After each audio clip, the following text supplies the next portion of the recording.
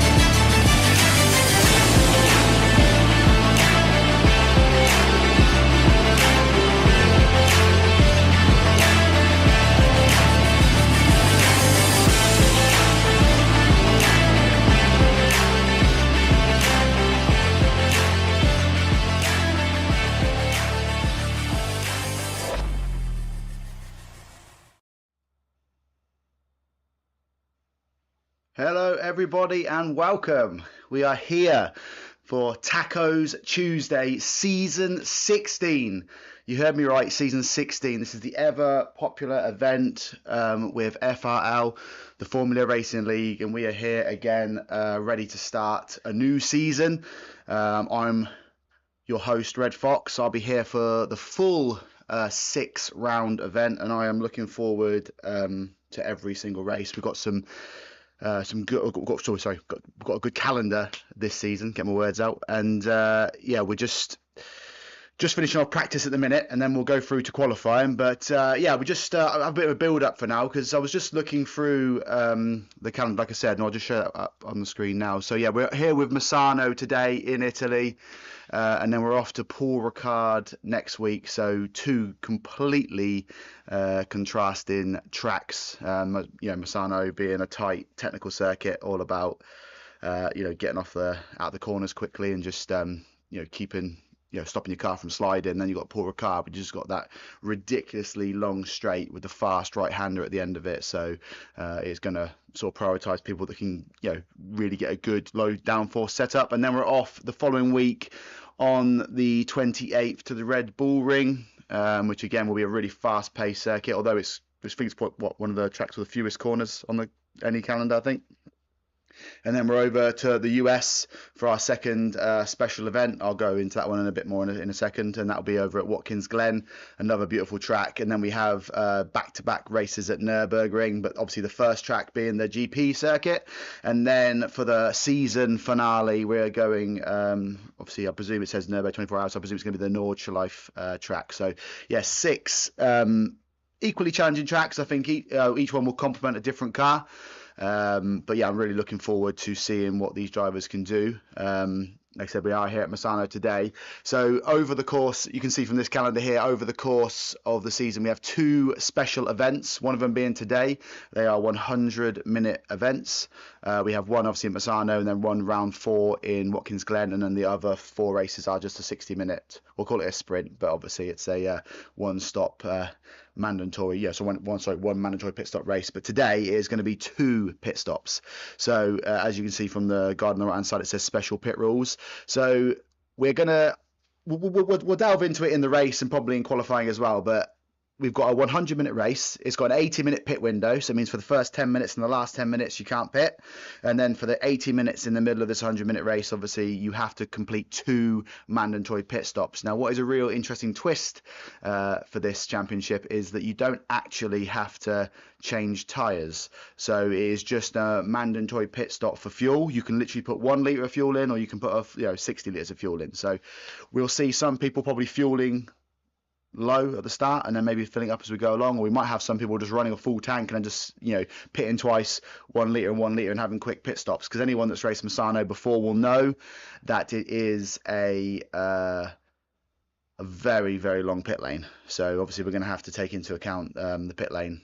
Obviously you're going to be in the pit for a long time. It's almost soul destroying when you come out of the pit to the other side and you have to still go around, around the right hand, around the barricade. So yeah, I'm excited for this one. Something to come out of this as well.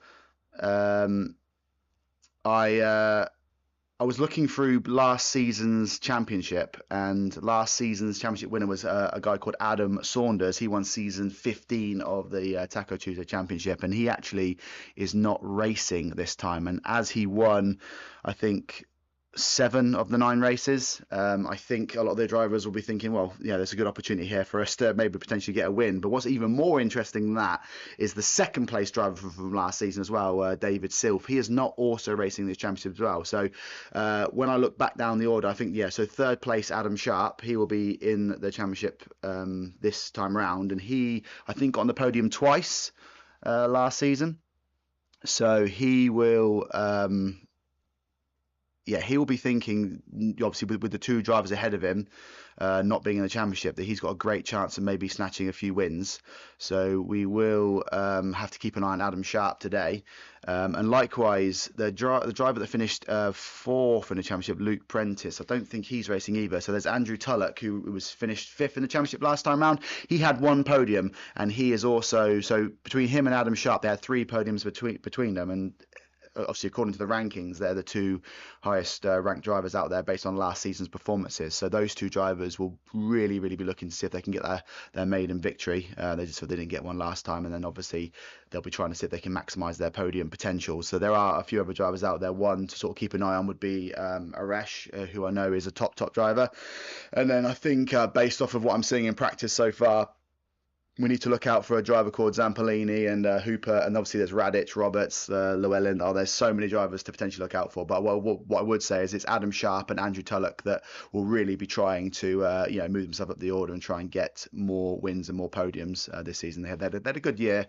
I think Adam Sharp's many finished 3rd, 4th, and 5th. So really, you'd like to think that he can kick on a little bit now, but we will see. I do also have access to the YouTube chat channel. So obviously throughout the race, if you want to ask any questions or drop a comment, come and say hello. I'll give you all shout outs as we go along.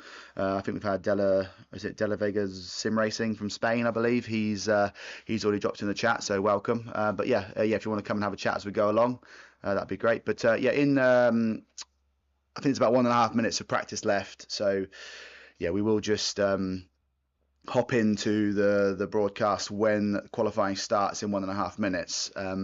But so I would say it's not a shock, but obviously because this is my first championship with the Formula Racing League. From what I can see, obviously having the top 2 drivers from last season not racing just means that it's going to give so much potential to the other drivers to potentially get themselves onto the podium. So just run you through the top 10 from last year. Like I said, it was Adam Saunders that won it. He had, I think he missed 2 races, and then of the 7 he did compete in, he won 7 of them and came 3rd in the other one. So he was an absolute master last year. David Silf finished 2nd, like I said. Adam Sharp was in 3rd, and then we had Luke Prentice in 4th, just missing out on the top 3 places there. Andrew Tullock, like I said, was the 5th place driver in that championship. He's the sort of 2nd highest ranked this year round. We had a Carl Sween, who finished in 6th last season. Is it Poppersill? He finished 7th with Caruana finished in 8th, and then we had Jack Prentice. I don't know if Jack and Luke are related. If anyone can tell me that in the chat, that'd be great. But Jack and Luke. So Luke finished 4th, Jack finished 9th, and then 10th was Morgan Grace, who rounded up the top 10 last season. Interestingly, there's a wide array of cars this year, and we'll see them in qualifying shortly. Attender Genie in chat saying hello, mister. Hello, Attender Genie, how you doing? And we have Christopher Gedman saying Red Fox. Well, welcome Chris as well. So we have a mass array of cars. I would say, based off practice, we've got probably 7 manufacturers in the top 10. I always love seeing different manufacturers up there. I think yeah, like I said, if when you get a pull card next week, it'll master sort of low downforce, high speed cars, and then like this week is all about the tight turns, getting the acceleration away. So you'll probably see cars like the Porsche potentially do well here, but it depends who's behind the wheel, I suppose. Yeah, Luke Richins saying Gedman for the win. I don't know if Gedman's out there today. I haven't seen your name, Gedman, so you have to let me know. But yeah, guys, any questions you want to have throughout the day, that's fine. I said practice has just finished now, so we are going to head over to the race broadcast any second. I'm just going to wait for the qualifying to start. It is normally a 20-minute qualifying session. I think it says it in the race rules, but I think it says so it's 20-minute usually, but in these special 100-minute races, it does switch to a 50-minute qualifying session. And as we have in today's race, what have we got? 37. Actually, I can see Chris Gedman at the bottom, so Chris Gedman is in this race. So good luck to you. But yeah, we have 37 drivers in the championship out there today. So 37 cars round Misano. I think the lap times are in the 1 minute 30s. So you're talking quite a it's going to be quite a hectic 15 minutes. So you have to excuse me because I'm going to try and see if I can capture a lot of these drivers. But trying to capture 37 drivers in a 15-minute qualifying session, we're going to have a bit of a hard time out there. But we will just join the live broadcast now. Let me know if you can obviously hear the audio when we go across. This is my first time using sort of the streaming software, so we have got a bit of a learning curve as well, but we're heading over now. Hopefully you can see all that. Any issues, let me know in the YouTube chat, but we should be okay now. Right, yeah, so we're riding here with Hymans. He's in the 717 Ferrari. People will probably learn this after the first race, but in my broadcast, wherever I'm doing it, whether it's on my own channel or through obviously the Formula Racing League today, I always favour the first driver out of the pits. So if you're a first driver out of the pits, as it should be, I will follow you around, and then we'll obviously do the first flying lap with you, and then obviously we'll go around and cover the rest of the field. So Hyman's here is flown straight out of the gates. He's trying to get a bit of space. I don't think any drivers are going to try and catch him. I don't know if there's any rules here about overtaking. Obviously, just Chris saying good luck to everyone in the chat there. And Luke Richards say good luck, Red Fox. Yeah, do I need the luck, Luke? Is that what it is? I'm sure I've done enough of these broadcasts by now. I should be able to get through this 100-minute race, without having a heart attack, but we shall find out. So we have here, Hyman's coming around the last corner now to start his first flying lap. So this is the first flying lap of qualifying of the season 16 of the Taco Tuesday Championship. I'm looking forward to this one. There's so many good drivers out there. Unfortunately, we don't have the returning champion, like I said, but what that does mean is we're guaranteed to get a brand new champion this time around, so I'm really looking forward to it. As you can see, drivers coming out of the pits, so hopefully not going to trip each other up. But like I said, we will run with Hymans here for the first lap, and then we will go over to other drivers out there. It's going to be a hard time trying to capture everyone. I can see on the track map there's a lot of queuing going around on the last corner, so hopefully Hymans that's all going to be clear by the time Hymans gets around there. He does have the Mercedes in front of him here, but I don't know. In practice, I didn't see Hymans' name pop up, so I don't know if he was just sandbagging. Obviously, in qualifying, everyone will have a low fuel load, but come race time, we will see loads of differing strategies. Like, whoever thought of doing this 100-minute, multi-pit stop strategy, but obviously where you don't have to pit for tyres. I mean, I don't know, you probably could run your tyre for 100 minutes, but your tyre will be really, really slow at the end. But I suppose if you're not pitting for 30 seconds, I'd expect most people to pit once for tyres, just because you can lose a second a lap and you can gain those 30 seconds back quite quickly. But here we go, so Hyman's here, coming around the last couple of corners. I don't know if he's defaulted his lap, but he will be setting the first, hopefully, flying lap of the season. And then that'll be the benchmark time as we then start to trickle down and have a look at what the other drivers are doing. Chris Gedman saying you can't overtake in qualifying, you have to give 2 or 3 seconds space. Okay, so that should allow. Okay, as we see, Hymans goes across the line with a 1:34.3. I think that time will get beaten as qualifying goes around. We're just riding with Surf and Teen as he comes across the line. It looks like he might have defaulted when he is. Oh no, he doesn't. V-Spec. Sorry, he goes fastest with 1:34.0. But I do think those times are gonna fly down as qualifying gets underway. I'm just. we'll have to try and catch all these. I can see Duran. Like I said, the Porsches I think will go quite strong around here, just because how good they are with the acceleration, and obviously this is quite an acceleration dependent track, as I can see someone's just been disqualified here. Says the number 63 car, Cobb in the BMW, has been disqualified. I don't know if that was just an accident there. Duran goes 2.1 seconds back in the Porsche, and we can see that Zampolini, one of the drivers I did say to watch out for in this series, was looking fast in qualifying, has gone, in practice, has gone first in qualifying. He's actually only got one driver within a second of him so far, but I do think these times will tumble down, like I said. V-Spec here has popped into second place. He's 0.8 of a second back. We have King dropping into fourth place, the fastest McLaren so far. Roberts just behind, 3/100ths of a second behind, sorry. And then we have Naisbitt in the Honda. Crazy man picking a Honda. I think he said to mention there are 4 Honda drivers out there in this championship, so good luck to them all. I do like the livery though of that Honda.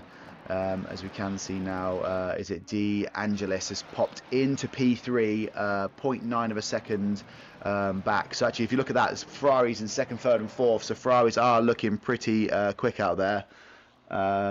Christopher Gemman saying he's cut the track in sector 3. Okay, so one of the drivers is obviously he's been a bit naughty, but I think he can still race even though he's been disqualified. He just means he'll start from the back of the grid. Right, let's have it then. So just going through your top 10, like I said, so we have Zampolini still holding out in first place now. He's coming sort of starting his sort of next flying lap. Like I said, Hooper has popped up himself into second place in the McLaren. He's now only 0.4 of a second back. That's a good lap by him. V-Spec still holding third place in the Ferrari, and then we have De Angelis in fourth. Hymans is in fifth. And then we have a Naisbitt, which has a hell of a time in that Honda, in sixth place. He's actually just been popped down by Van der Waal, who moves into sixth place. And then we have King in eighth, Roberts in ninth, and then I say it was Rogers, but I think is he just... someone else has just popped in there as well. Oh yeah, so Simon, yeah, you can see Simon here in the Porsche, number 19 Porsche. He's popped into P5. So yeah, these times are going to start tumbling down. I will try and catch everybody here. So we just have a look at one of the BMWs. So this is Mertens. One of the BMWs has, like I said, been disqualified. Christopher Gemman saying correct. I don't know what I said, Christopher, but if I'm correct, that's awesome. Mertens here, like I said, he is... he was the fast BMW, but Grace popped up in P17, but I think he just no, he didn't. I say I thought he defaulted that, but he hasn't. He's gone up to P20 with a 1.6 seconds off the pace. Grace, the lead, no, it is Danko. I'm getting this all wrong. Yeah, so Danko is the lead BMW driver. He's 1.3 seconds off the pace. I don't know if this track favours the BMW. There are some tracks that I think when you go to Nürburgring, for instance, the BMWs are going to be mighty around there. I don't know how they perform around Nordschleife, but obviously they do around around Nürburgring for sure. I always see BMWs at the top. As we can now see another Porsche popping in to the third row of the grid. Radic here in the number 98 Porsche is just as we see one of the was that Aresh in the background there. I think he was just sliding off the back of the track.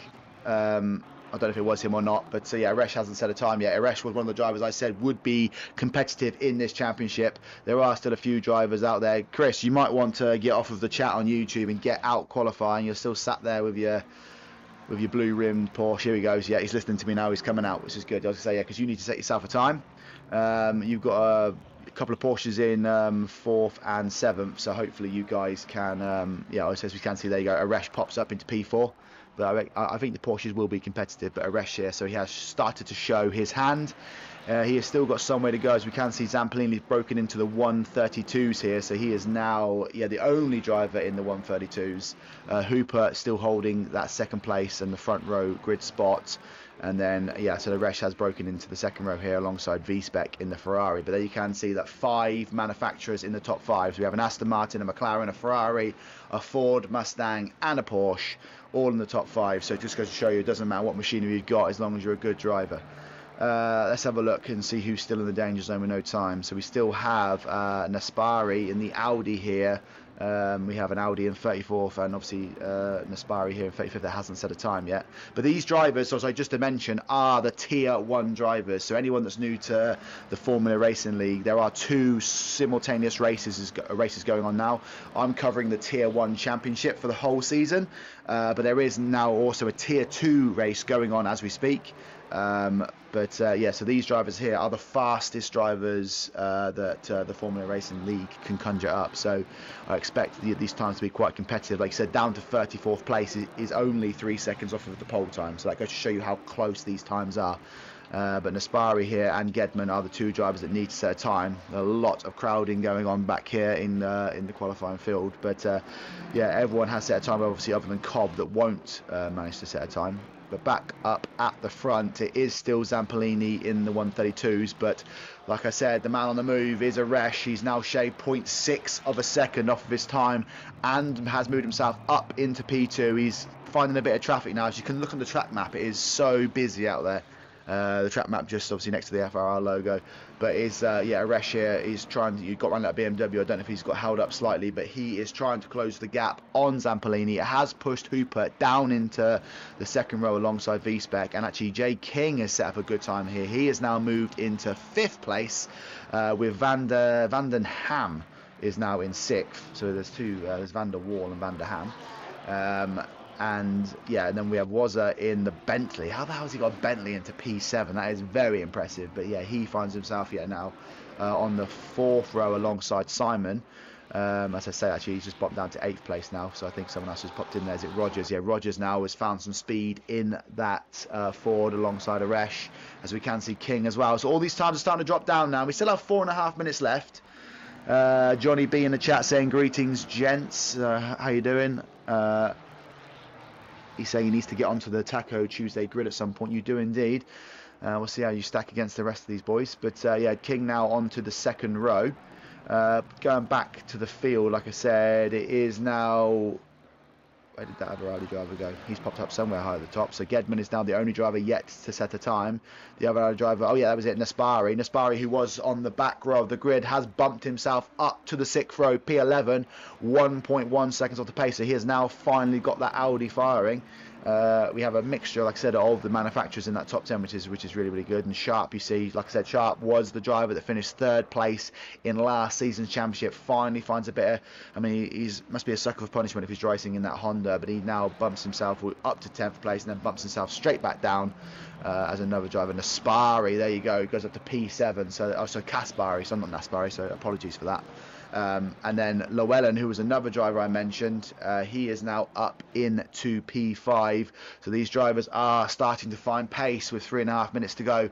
Now, anyone that's new to ACC, it doesn't matter when the timer runs to 0. If you're on a flying lap, when you cross the line and the timer goes to 0, you can still complete that flying lap.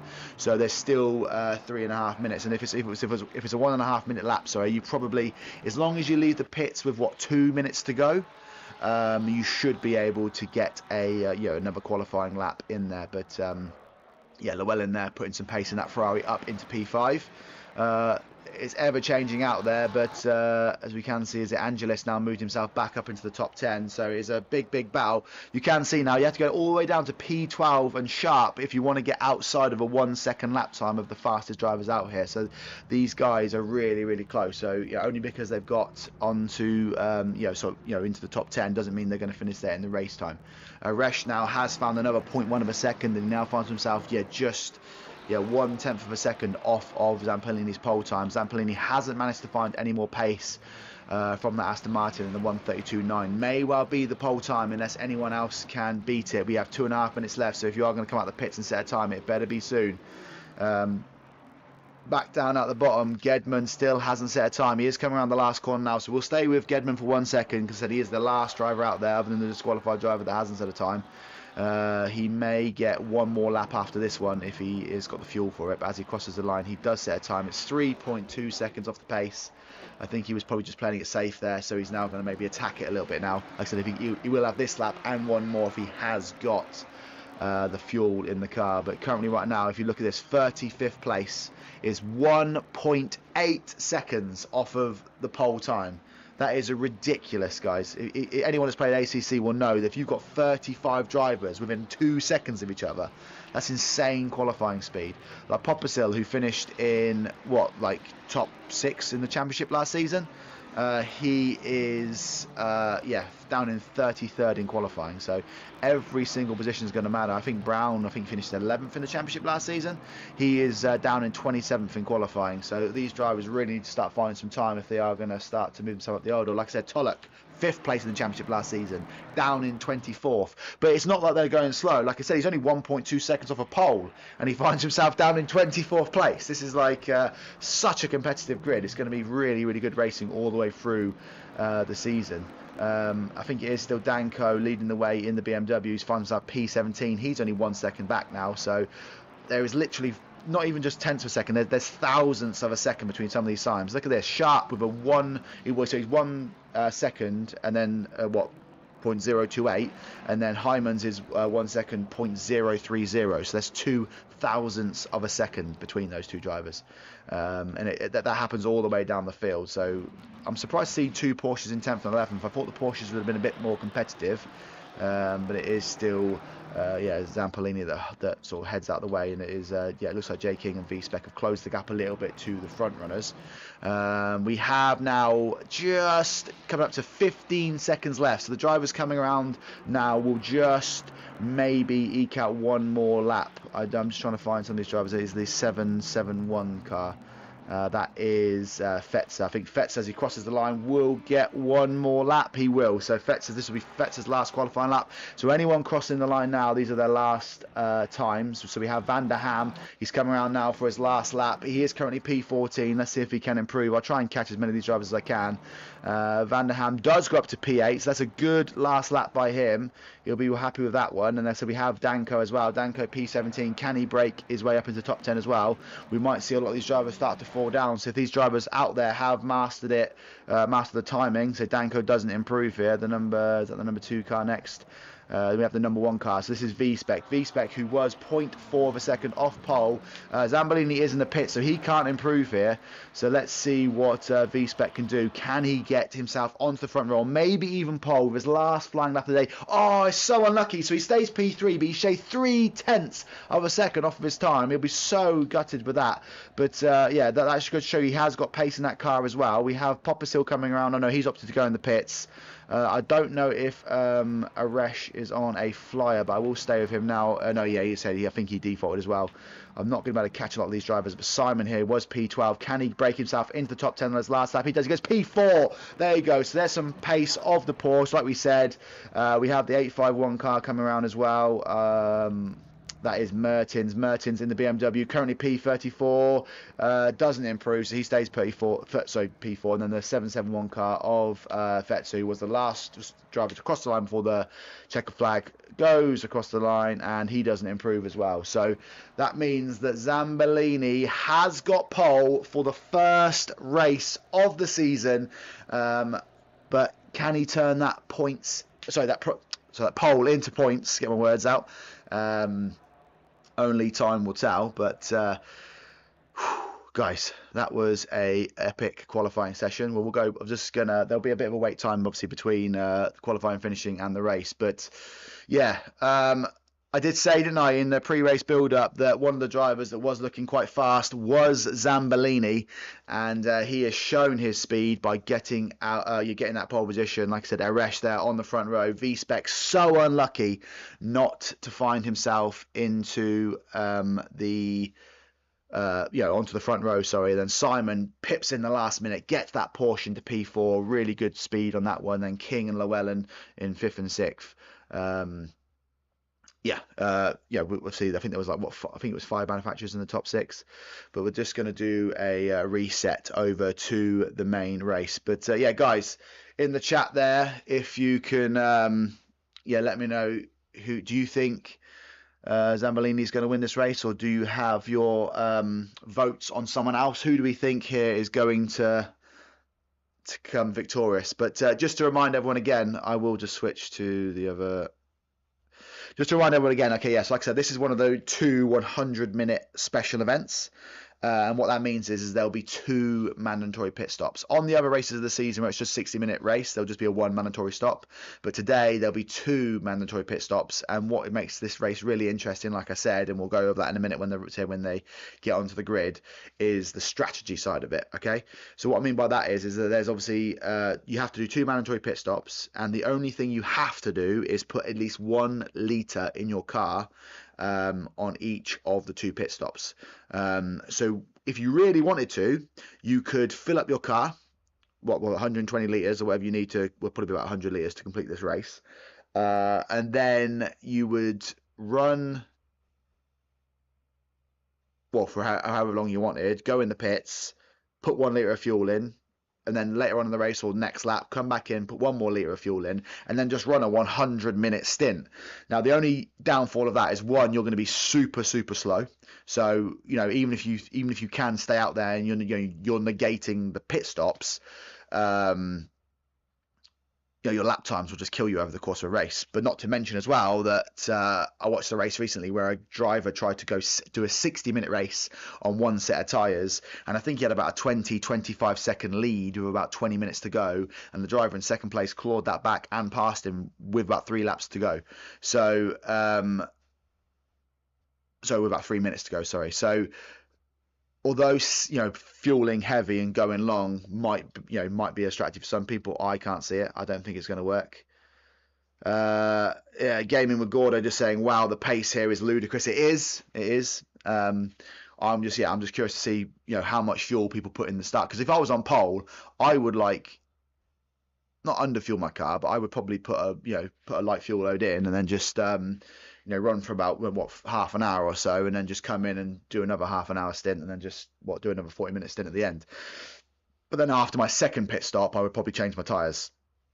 I'm going to be curious to see if anyone does, and obviously it's going to be hard for us to keep up with the strategies, so we're going to have to try and interpret it as we go.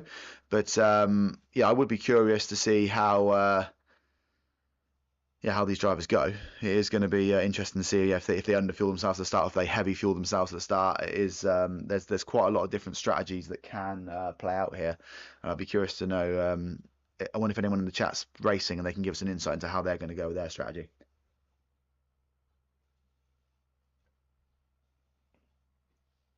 So we just have just under a minute to go before the race starts. I believe it'll be a full formation lap, and then, like I said, it is a 100-minute race, which is basically, for anyone else who doesn't know how to convert that, is 1 hour and 40 minutes. Now, there is a pit window of 80 minutes, so that means for the first 10 minutes and the last 10 minutes, there'll be no pit stops. So if you do pit in that window, which is, because obviously there may be a collision at the start, but these are the best drivers in FRL, so hopefully there won't be too many crashes. There's a lot of cars and it's a very tiny track, so expect to see some collisions early, but it does mean if you do have to pit for repairs on lap 1, that isn't going to count as one of your mandatory pit stops. So I'm just going to switch you back now to the race broadcast. So as I said, so we have I think it was, what was the driver count we're out there? I'm just going to put it on Zampolini. So the driver count we said is 37. So although Cobb got disqualified from qualifying, he can still race. But yeah, so as you can see, anyone that's new to ACC, we have obviously the driver's name, what car they're driving, the number, and then next to the driver's number there is a orange box with a 2 written next to it. So that's how many pit stops they have left to complete before the end of the race. So like I said, if you do pit within the first 10 minutes, that number won't go down, but as soon as the pit window opens, and you should see that in the corner, it will obviously you'll then be able to pit, and obviously your timers can come down. The only ruling, just to reiterate, is you have to put 1 litre of fuel in at each pit stop. Anyone that is racing, that is listening, I would say that I don't know if ACC have fixed it, but there used to be a 1 litre fuel glitch where sometimes you used to pit for 1 litre and it didn't register that you had pitted. So we need to keep it on that as well. But as we go around, I'm going to quickly run you through the order if we can. So it is Zampolini in first, Aresh is in second, V-Spec is in third, Simon is in fourth here, J King is in fifth. Like I said, that is 5 manufacturers in the top 5, so that should be really interesting to see how that plays out. Llewellyn is in sixth with Roberts and Hooper in an all McLaren fourth row. Van Denham, and then Rogers around out 9th and 10th. We have Kaspari in 11th with DeAngelis in 12th. And then we have Radic in 13th with, I think he's out of position now. I think expect more pace from Radic in the race. Wazza is in 14th in the Bentley. That is crazy. Hymans is in 15th. Sharp in 16th. Like I said, he is the leader in regards to championship standings from last season. Danko is in 17th with Grace in 18th. That's a good BMW battle there. I'm looking forward to seeing that one as the race unfolds. Harmer is in 19th with Nelson in 20th. And then we have Van der Waal in 21st. Delhi in 22nd. Fetzer is 23rd with Naisbitt in 24th. Serpentine is in 25th with Tulloch in 26th. Tulloch being, I said, the 5th place finisher from last season. Blair 27th. Brown is in 28th. Duran 29th. Poulsen is in 30th. Rayner 31st. Prentice 32nd. Pospisil, he's in 33rd. Mertens in 34th, Kopsch in 35th, Gedman is in 36th, and then Cobb, because he got disqualified, rounds out the field in 37th place. So 37 cars will start this race. Let's see if 37 finish. We don't know yet, we'll have to find out. But Zombie Dom saying good luck and have a good race. Yeah, thank you, Zombie Don. Zambolini here will then obviously come up to the line. This is a 100-minute first round of the season 16 of the Taco Tuesday Championship. Zambolini will hold the front, the inside line for the first corner, but Aresh has come up alongside him. I think Aresh then he might back out that, I was going to say, but I think is that Zambolini that's gone really, really wide there. He must have broke himself, got a tap there, but Aresh will come through and take the lead. I think maybe that would have been a deep corner to go, and as we can see, King there cutting the grass, and he is going to fall back down the order quite heavily there. No yellow flags as yet, but it is going to be, like I said, Aresh that does take the lead out there. I don't know where Zambolini popped back into it, but I will, I was just going to go back to the front here. So it is Aresh that does take the first. It looked like maybe he got a little bump there because he went off really, really wide, and you surely don't go in that deep, but Simon, obviously with a fast starting Porsche, does go up into second place, and then we have V-Spec holding out third, so he's where he started. So Llewellyn in fourth. So those 4 drivers at the front have broken away a little bit, which should give him a bit of breathing space. And then it is Hooper here and Roberts that have had a good start. Hooper and Roberts, and it is Kaspari here trying to make a move on the 2 McLarens.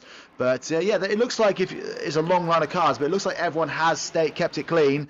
For the first lap or so, it will take a while for everyone to kind of unfold here. But Kaspari there has got past Hooper, does find himself behind Roberts. Roberts had a great start there because I think he was starting in P10, or was it all P8?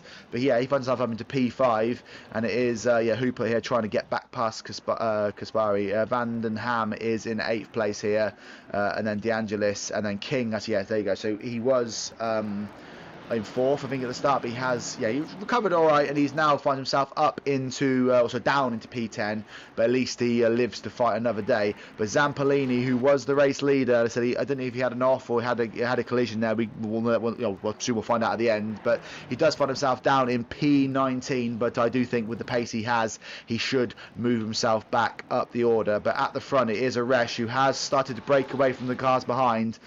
Simon here, has lost, he's about 1.1 seconds behind, and V-Spec is all over the back of Simon. So I don't know, obviously, although Simon got into P4, I think it was V-Spec, Aresh and Zampolini who did have the fastest lap times. You can see V-Spec here trying to get past as quickly as possible, but Simon here being a bit of a roadblock, and as that happens, that's allowing Aresh to scamper up the road. Like I said, it was 1.1 second. As he goes across the next timing screen, surely it's going to be even more than that. That Ferrari, we'll just stay here for a second because that Ferrari is going to want to try and get past that Porsche as quickly as possible. Robert still doing a good defensive move there in 5th place. As Kaspari behind. Is he going to try and think about a move? Like I said, look at that, let's see. So Simon already slowing down the field, and he is now 1.8 seconds off the back of Aresh. But like I said, it is Roberts. There's also actually another roadblock, and Kaspari here. Is he going to try and dive down the inside? No. So this is a nice little, well, Kaspari here in between a McLaren sandwich of Hooper and Roberts. So I think this battle is going to be quite a good one as well. But you can see there that the Porsche has now started to allow Llewellyn to close in on the back as well. So V-Spec will have to be careful, although he's trying to attack Simon at the minute. And as Aresh crosses the line, is that gap going to extend to over 2 seconds? And it does, yes. Just 2 seconds flat. V-Spec 0.5 of a second behind. Behind that, like I said, DeAngelis here is now the next driver behind those guys. He has got Van den Ham behind him. So DeAngelis and this is a Ferrari battle for 8th and 9th place. At the minute, they're just going to want to try and see if they can keep on the back of the 2 McLarens and the Audi ahead of them. And then Jay King, like I said, he was, did good in qualifying. We don't know what kind of strategy he is going to do this race, but Jay King here currently rounding out the top 10. Rogers, as we can see, is that Kaspari come off the track? So I think Kaspari there has had an off, or maybe had a collision with someone. So Kaspari, who was in between, we can see was at DeAngelis as well. So maybe it is Hooper and Kaspari that have had a coming together here, because it looks like, is it Roberts there by himself? Yeah, so Roberts did have the McLaren, and so I don't know if Hooper has gone into the back of Kaspari there, because Kaspari, who was just right behind Roberts now, I think when we go across the timing screens here, it should fall down the order a little bit. So it was Roberts. It should now be DeAngelis maybe in P6. There we go. Yeah, so DeAngelis, Van den Ham, and then King. Where have they gone? I can't see. I see, because Kaspari down into P14. That is a really bad day at the office for him so far. Beatrice De Carlo saying go DeAngelis. Beatrice is cheering on. She's got her favourite there, which is DeAngelis. But so Kaspari has fallen down to P14th place. He now finds himself behind Harmer. And then he's there in turn behind Grace in the BMW. But where is Hupert? Is he gone in the pits? Is he opted to go in the pits early doors? Hupert now finds himself down to P29. So those guys must have had another coming together, because Hupert, he's massively fallen down the order there. I don't know if he's got damage or something, but Hupert now is down in P30 as he crosses the line, and Rayner's going to see like a wounded animal there. He's going to try and see if he can pounce on that. Rayner here currently in P31. I think that's where he started the race. And we can look as well. I think Brown maybe has had a bad start here, because he's down in P35 currently as well. So a few drivers having a bad start. Like I said, the pit window should open in 4.5 minutes, and that's when we're going to start to see some of the strategies unfold. Now, don't forget, although some of these drivers, as we can see, Hooper again, has Hooper had another crash, or is he retired? It looks like Hooper has retired to the pits. So his day has gone from bad to worse. At one point he was in P7. He's now, looks like he's potentially retiring from the race, or he's just got major damage. Simon here doing a great defensive drive, but it is allowing Aresh, who has currently got the fast lap of the race, to sort of bolt away at the front. If V-Spec is going to try and salvage this race and maybe put a mountain challenge on Aresh, he is going to have to do something soon. But then, like I said, don't rule out the fact that Simon might be fueled really heavy, and Aresh potentially fueled lightly. But we will see that when people decide to pit. People that pit early might have a slightly under fuel. Llewellyn is just keeping on the back of this pack, and then Roberts is kind of in a bit of a race of his own at the minute. He's got 2.3 seconds behind him, and then 1.8 behind him, and 2.3 ahead of him. So Van den Ham and DeAngelis here. This is a battle for 6th and 7th, 2 Ferraris. 4 Ferraris in the top 7, but Van den Ham here trying to close down on DeAngelis, but you can see Van den Ham does have some damage. I'll be interested to see if Angelis has got some damage at the back. No, he hasn't. So Van den Ham has had that accident from somewhere else, but that's surely going to be affecting his aero and his front end here. So that might affect his ability to close up. But that little collision has allowed King to fall back, to move back up to 8th place. But what is curious is I thought Josh, I don't know if it's Josh King, so just King, so I don't know what his first name is. I thought he would potentially be closing this gap a bit faster, so maybe he might be heavily fueled. And Radic here as well, like I said, I thought he might have had a bit more hidden pace. Currently in P10, but everyone, I presume, I don't know if he is, he's just, I don't know if he was going to crash into the back of Rogers there, so he opted to fall away. But look at that, because of how compact and tight this field is, if you make one mistake like that, like Radic just did there, you fall down a few places. Yeah, he's lost the place to Bentley there, but he's obviously now under pressure from the BMW of Grace. As it looks like Grace is going to try and dive down the inside. Yes, that's 2 places lost. So he just made one bit of avoiding action, and you potentially lose. Yeah, like I'm saying, he's going to lose 2 places here, but he's putting up a good fight. He is going to have the inside line for the next corner. So that is fantastic driving by Radic, as he is going to potentially. Is he gonna? So the BMW goes wide. And it looks like he has yielded that, but is now gonna. Is Harmer gonna try and dive down the inside? No, he thinks better of it. But problem is with these kind of drives is it when you make one mistake and you start to fall down the order, all of a sudden you're on the defense all the time. Kaspari here trying to move himself back up the order as well. He finds himself in P14, but yeah, he's gonna want to try and get past a few of these drivers as quick as possible. But yeah, Radic, yeah. So that's a good example because of how tight the field is. If you, like I said, if you just come off the track or you make a little mistake or you hit the gravel a little bit, you will just tumble down the order, and then you have it all to do because of how competitive the field is. The pace is going to be quite close, so it's not going to be easy to close back down the field. We have 1.5 minutes now until the pit window starts. Simon really starting to fall off the back of Aresh. Aresh here, you can see the gap there. He is now in cruise control here. I did say Aresh was potentially one of the favourites to maybe compete in this championship, and he's showing why right now.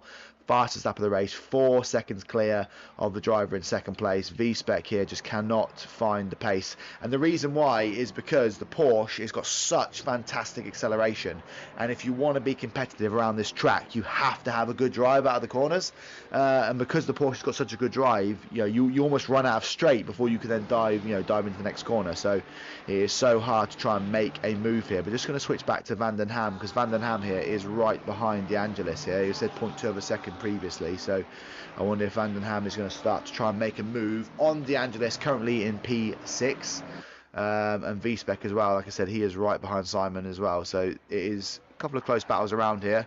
We have Wazza as well behind Rogers. Wazza is racing in the Bentley, so like I said, you should get bonus points just for doing that. But Wazza here chasing down Rogers, who is in the Ford in P9. So this is a battle for 9th and 10th place. He's doing a really good job of keeping that Bentley on the road and being competitive here. So as you can see now, the pit window is now open. So on the top right hand corner of your screen, you can now see for the next 1 hour and 20 minutes, people can come in and start to complete their pit stops. Obviously, if you've got the fuel, you can continue to be competitive, obviously, so you can stay out there and just keep putting the lap times in. But obviously, if you've fueled yourself short, we should see those drivers early doors, but there will be people doing different strategies. I can see here Delhi here trying to put pressure on Kaspari. This is about for 14th and 15th. Kaspari, like I said, at one point was in P6 in this race, and he now finds himself right in a battle. A lot of drivers here, so this is a good little battle here. This is Grace in P11, Radic in the green Porsche in P12, Harmer in P13, Kaspari P14, Delhi P15, are all separated by 0.2, 0.3 of a second. So this battle is going to go on for a long time, and you might find yourself, if you know you've got more pace, sometimes it will benefit you to go into the pits. I don't know who's going to pull the trigger early, but I imagine most people will try and set a few lap times before they go out there. I said, it says drive-through penalty. So that is the first drive-through penalty. Radic now. That is something I didn't actually, as he dives in the pit straight away. I don't know if Harmer's going to try and maybe do an early pit stop here. But the problem is with Misano is that you do have a lot of, it's not very forgiving in regards to the runoff. So although Radic is the first driver to get a drive-through penalty, I expect to see at least 10 plus drive-through penalties today from people just getting, going across the line, because it is so hard to keep the car within the track limits. So we can see Radic coming out again now, and I wonder if so Harmer has opted to do his first pit stop. So, and again, he didn't stop for very long, because you see how close he is to Radic in front. So that means he's probably just stopped and did a like a 1 litre pit stop. So they're obviously doing a long stint on those tyres, and we can see Sharp in the Honda and Cobb have both opted to pit early doors as well. It looks like we have had a retirement as well. So obviously the driver from earlier has opted to just quit the race as well. So Aresh here at the front again, still eking that gap out. He's now 4.7 seconds clear. down the order. So Vandenham is still right behind De Angelis. This is going to be a battle that's going on for a while now. So these two drivers here, I wonder if Vandenham is going to opt to repair his damage when he comes into the pits. But these two drivers are going at it, and they're going to be... let's just see, De Angelis goes wide there. Is that going to allow Vandenham an opportunity to maybe get past? No, so yes, that's fine. So he's living to fight another day. Was it as well? Still behind that Ford. So it looks like the Bentley just doesn't have the drive out the corners to potentially make a move. But it has allowed Grace to get behind, and Kaspari now in P12. As these drivers do pit and get out of the way, it is allowing these guys a bit more space to sort of start to sort of spread their wings and let the cars sort of do their kind of pace they know they can do. So Kaspari here is going to try and see if he can get past Grace and then move his way up the order. Where's the early race leader out here? Where is he currently placed? Yes, Zambolini opting to go into the pits. Zambolini, sorry, opting to go to the pits early. He is stationary. It looks like he has got a few dents and scratches on that car, so maybe he has had an accident somewhere. But yeah, he's opting to pit early as well. But he is... Yeah, he's been in that pitch for a long time. I wonder what's going on with this car there. We can see Mertens on Gedman. So this is a battle for 21st and 22nd. This is the BMW of Mertens we're driving with now as he tries to close down Gedman here. Gedman, who is P21, 2.4 seconds off of the top 20. Remember, in this championship, there are points, I believe, for every position. I can probably just double check that. And... I'm just going to have a look and see what the scoring is here. So every single position matters. Oh, there you go. Yeah, so it's pretty much, it's 1 point for every position. So if you finish in first place, you get 40 points.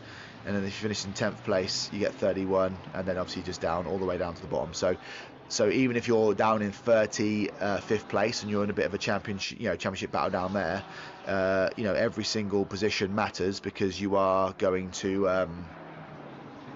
every single point matters. So if you're in a battle, it doesn't matter. Even if, like I said, if you're in this Mertens Gedman battle for 21st and 22nd, if he can get past, and that extra point might be the difference between one position in the championship ladder at the end of the season. So not only is the grid competitive, but obviously the points are as well. So we have seen a few drivers pull the trigger early. You can see down here. So we've had Sharp in the number 37 Honda. He has pitted early, and obviously if you look at the drivers out here, he is probably the net pit leader, we'll call it. So of all the drivers that have pitted, he is currently leading that battle. He has Zampolini behind him, who did have a long stop. I presume he must have been repairing some damage, but he finds himself a lap down by the looks of it already, because he's not that position on the track, so that is quite deadly for him already. And then we have Cobb here, who's pitted as well, and then obviously Harmer. Looks like, I don't know if he's retiring or he's repairing some damage, but this looks like Harmer is opting to maybe do his second stop right now. So this is the strategy we were talking about earlier, guys. So when I said about what you could do, and it looks like this is what Harmer's doing, because I'm just running this battle here. This is a battle with who is this? Look at this battle here, guys. This is the Ford of Rogers. He's got Wazza behind him, then Grace, then Naspari, then Delhi. All these drivers separated by a few hundredths of a second. You can see here, there Wazza right behind, and behind him is actually, now that might be that's a lap car, but then Kaspari behind. So there was a lap car in this mix, but still 4 drivers separated by about a second here. This battle's going to be going for a long time, but Wazza really wants to see if he can get past Rogers and then sort of kick on up the field. Rogers is only 1.5 seconds off of 8th place King, but King has fallen off of the back of De Angelis and Ham. But we needed to go back to the front a little bit, because Roberts, who was cruising in P5, now finds himself, so it looks like De Angelis was under a bit of pressure there from Vandenham. But Vandenham and Angelis have now closed the gap on Roberts, so these guys have either kicked up a gear or Roberts has made a mistake. And this is now an opportunity for them to potentially break into top 5. But Angelis is doing such a great defensive drive here. But they are now closing down on Roberts. So this could be a really good battle. And I think that's Llewellyn just ahead. So this is 4th, 5th, 6th and 7th in your view there. And then behind, like I said, that is 8th place King, who's then got, obviously, Rogers, Wazza and Grace behind. So we are already coming up to 20 minutes into this race. And there's so much action still to be told. Like I said, I think we can now see it looks like has Harmer potentially retired. Yeah, it looks like Harmer has retired from this race. We have had 2 retirees so far. So Cobb already moves himself 2 places up the championship after being disqualified at the start. So, and he has pitted as well. But yeah, there is because of those 2 retirements. But yeah, this battle at the front is going to be awesome as the race keeps going on. It looks like De Angelis has now finally lost that place to Van den Ham. So he put up a fight for long enough. But the question is can De Angelis keep up with Van den Ham? Can Van den Ham now use that pace to close down on Roberts? But yeah, you could see for a while that obviously Van den Ham was putting the pressure on Roberts, and obviously he has managed to get past. But yeah, De Angelis now, is he going to fall off the back of these guys, or can he sort of keep that pace up? But we have still got 4th, 5th, 6th and 7th separated by about 3 seconds. So back up at the front though, what is interesting up here is that Simon is 4.7 seconds off the back of Aresh, but that lap doesn't, the times don't seem to be extending too much. In fact, he's actually reduced the time by a second. So either Aresh is looking after his tyres slightly, or Simon has started to find another gear with that Porsche and start to close down the gap on Aresh. I mean, Aresh, it looks like he is about to catch up with the back marker here. That is the Honda of who was it? Sorry, that was the Honda of Sharp. But yeah, so it looks like as it goes across the line now, let's see what it was. It was 4.6. Let's see what happens when he crosses the line now. So as Simon comes across the line, it was 4.6. It is now still stays 4.6. Like I said, so Aresh at the start, he was pulling away. It doesn't look like that's happening as much now. So has Simon managed to find that second gear, like I said, and find that bit of speed? Just to go back here as well, Van den Ham is now right up behind Roberts. This is a battle for 5th and 6th. Roberts, who just sort of was in a bit of cruise control for a while, now finds himself under pressure a little bit. De Angelis has fallen off the back a little bit. He is 1.2 seconds off the back of Van den Ham. So Van den Ham will be able to attack Roberts and not have to worry too much about the pressure behind. But if he doesn't get past soon, and obviously De Angelis can keep up with the pace of Roberts, he will, that will become a bit of a sandwich again. But Van den Ham here does have an opportunity to get himself up into the top 5. And like I said, he can see the green Ferrari of Llewellyn ahead, so he does also have a chance to get up into 4th as well. I mean, Llewellyn is about 6 seconds off the front 3, so something's going to have to drastically change there if that is going to, if that gap's going to come down. But again, it could be to do with how much fuel they've got in their car. But Van den Ham putting on a show for us here as well. But back at behind a little bit, so we have Rogers still holding that train of cars behind him.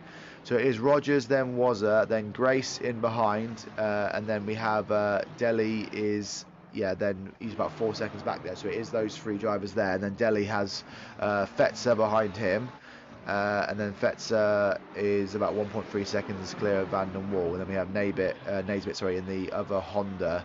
He is down in P15. I think there was 4 Hondas in the race. We have obviously Brown in P26, Sharp, and then Naisbitt, and then I think that's probably just 3 in this race alone. But he has the Ferrari of Blair behind him. This is a battle for 15th and 16th here. So we'll just ride this one for a second. So I think that's Van den Wall ahead in the number 71 McLaren, and then it is Naisbitt just behind, and then just behind him is Blair. I wonder if anything's going to happen here. And just behind that actually is Nelson as well. So these guys are going to be in a nice little bit of battle. This is essentially 14th, 15th, 16th and 17th on the track. The sky liveried Blair here is really starting to put pressure on that Honda, but let's see if Naisbitt can hold out here. And it is, like I said, Naisbitt trying to put pressure on Van den Wall as well. As there's a Porsche in the background, I think that's just Porsche getting out of the way. He must be a lap down. Naisbitt here, just got a little bit wide. Is that going to allow Blair to get in behind? He is right up behind now. Is he going to try and make a move down into the left-hand hairpin? We'll just stay with it for a second, but this is a good battle here. Like I said, you have got 4 drivers again, separated by about 2 seconds, but as he comes down here, no, yeah, so it looks like that Honda does have a bit of space. You can see a Ferrari in the background flashing. Maybe that is a back marker car. But Van den Ham is just, he is right behind the McLaren here, 0.1 of a second. He is weaving left, weaving right. He's trying to get in the mirrors of Roberts and try and distract him, but Roberts is a sound driver and he is putting up a good show here. Van den Ham is trying everything he can. It looks like Van den Ham has got the pace, and you do think maybe if he gets past Roberts he can catch up with Llewellyn as well. But it's just a question of how much fuel has he got in the car, and also is he going to repair that damage when he does eventually come into pit. Yeah, Vandenham was close, but it looks like, again, Roberts can just hold off, and yeah, he is going to be sick of seeing that Ferrari in his rear view mirror. De Angelis here has fallen off the back a little bit.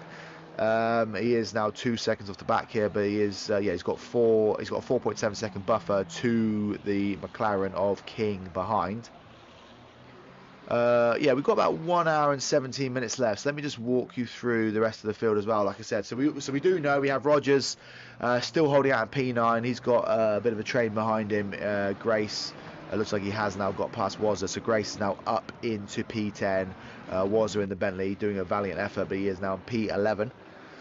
Delhi is behind. He's about 2.1 seconds back, but he has got Fetzer closing on him, and Fetzer currently in P13. I think he qualified in the top 10. I'm not sure exactly though, or he was at one point in the top 10. Fetzer here trying to close down Delhi and move himself up into P12. He does have Van der Waal behind. Van der Waal currently in P14, and then like I said, Naisbitt behind is in P15 in the Honda, and then we have Blair in P16 behind him. Nelson is again then 0.7 behind in P17. Then it's Serpentine about 2 seconds down the road in the 215 Ferrari. And then behind him he has the Aston Martin of Prentice. Like I said, Prentice, one of the top 10 drivers from last season's championship. Currently finds himself in P19 in the lime green liveried Aston Martin. He's got a nice buffer there on the cars behind, so he's comfortable with P19, and obviously he does have the opportunity to close down. Obviously he's chasing down Serpentine here for P18, but obviously there's quite a lot of drivers ahead of him, so if he has a good pit stop he can leapfrog quite a few of those cars. And then we have Gedman here in P20. He is 6 seconds off the pace. He has Rayner behind him. He has got a BMW in between them, but Rayner here is P21 in 1.5 seconds back. I think at one point Rayner was in P31, so obviously those pitted drivers have helped him, but he has moved himself up the order slightly. Hyman's here is currently in P22. His car's a bit banged up, so I think that's going to... he must have been in an accident somewhere. And then we have Kopsch in P23. Is it Pospisil? He is in P24. He was actually, again, one of the top 10 drivers from last season. Finds himself down in P24. He has got the Honda of Brown behind him. This is a battle for 24th and 25th. These are two drivers. Well, one was, I think, 6th or 7th, and one was in P11. So two top championship drivers from last season. Down the order slightly, so we don't know if they're just having a bad race or whether this is not a track that suits their cars. But they do definitely have the pace to be up there and competitive at the front. As we can see, that Brown sweeps out right, and he's going to try the cutback around the hairpin and drive out the corner. Well, you can see you've got a good drive out of there, but so did the Audi. So can he make a move?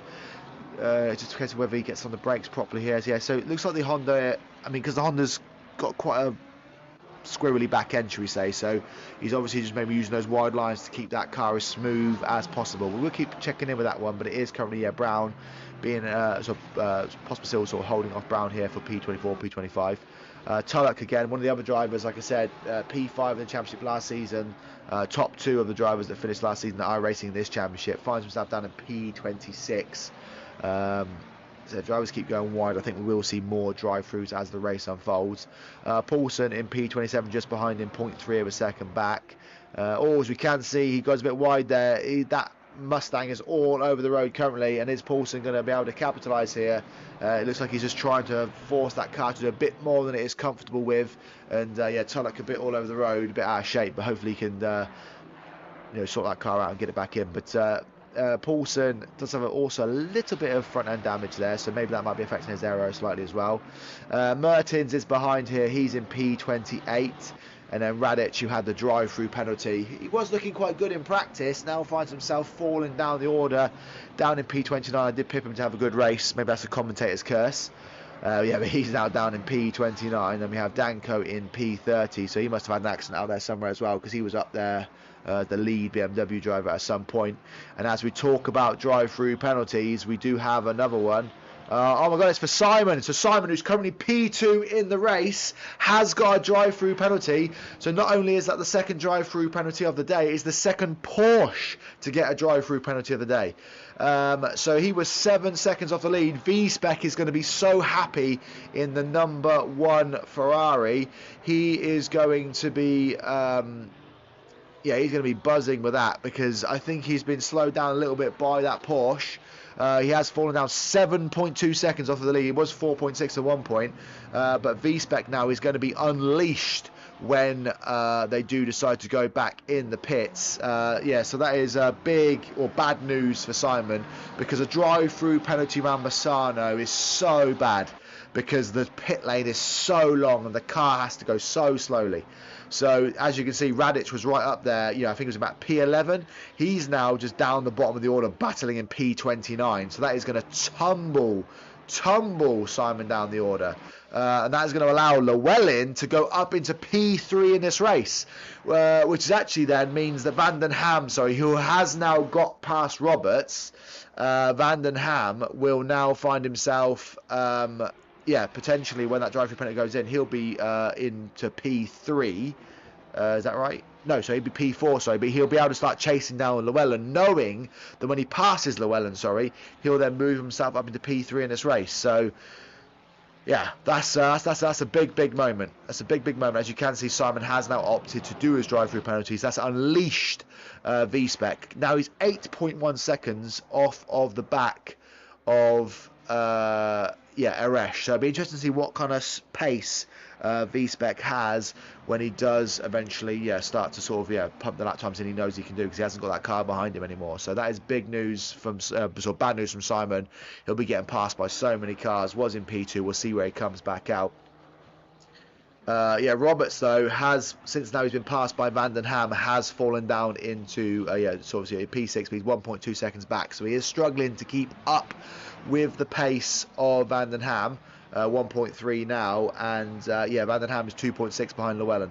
But what we were just going to finish here while we were looking through the order is, like I said, of the people that have pitted, Kaspari has now opted to do his first pit stop of the day. So Kaspari is down in P31, but he will obviously does have he has one pit stop in the bank. So don't rule out these drivers at the bottom, because I don't know where they're going to filter in when all the races happen, because I know they're all in the top sort of between 10th and 15th place. So keep an eye on that one. As we can see now, Danko is opting to do his first pit stop of the day as well. Zampolini, who did get on pole, I'm shocked that he hasn't really... Well, I say I'm shocked, but I suppose when we looked at the qualifying time, what was it, 1.8 seconds between first and 33rd or whatever it was. So I suppose Zampolini, although he was the fastest driver out there, it doesn't necessarily mean he's just going to cruise himself back up to the front of the field, because obviously every single driver is within a second of him. So if you're only a second a lap faster, that's that's not a lot of time to be able to just cruise straight past. Again, Cobb has pitted as well. Cobb has moved himself up to P34 with Duran in the other Porsche now in P35. The Porsches aren't having a good day. But let's have a look and see where... There you go. Look, so Simon has come back out behind that big battle that we were talking about earlier.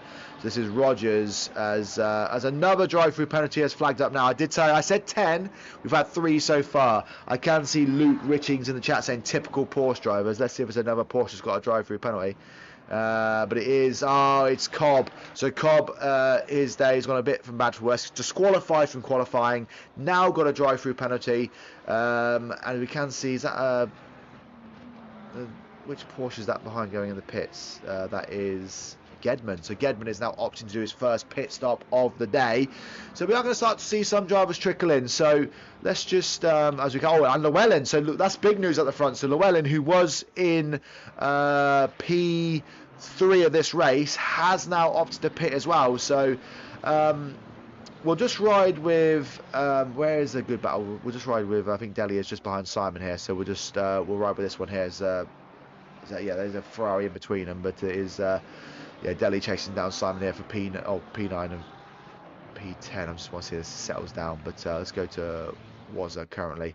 So this is what we're saying, guys. So today you don't have to change your tyres. Now I'll be shocked if some drivers don't change their tyres. I understand obviously it's a 30-second stop and that's maybe a lot of time, but surely you're going to be losing more time over the course of the race. But what this does mean though with the pit stops is some drivers might be running oh no, sorry, we'll come back to that. We're never going to have a chance, but they're starting to fly in now.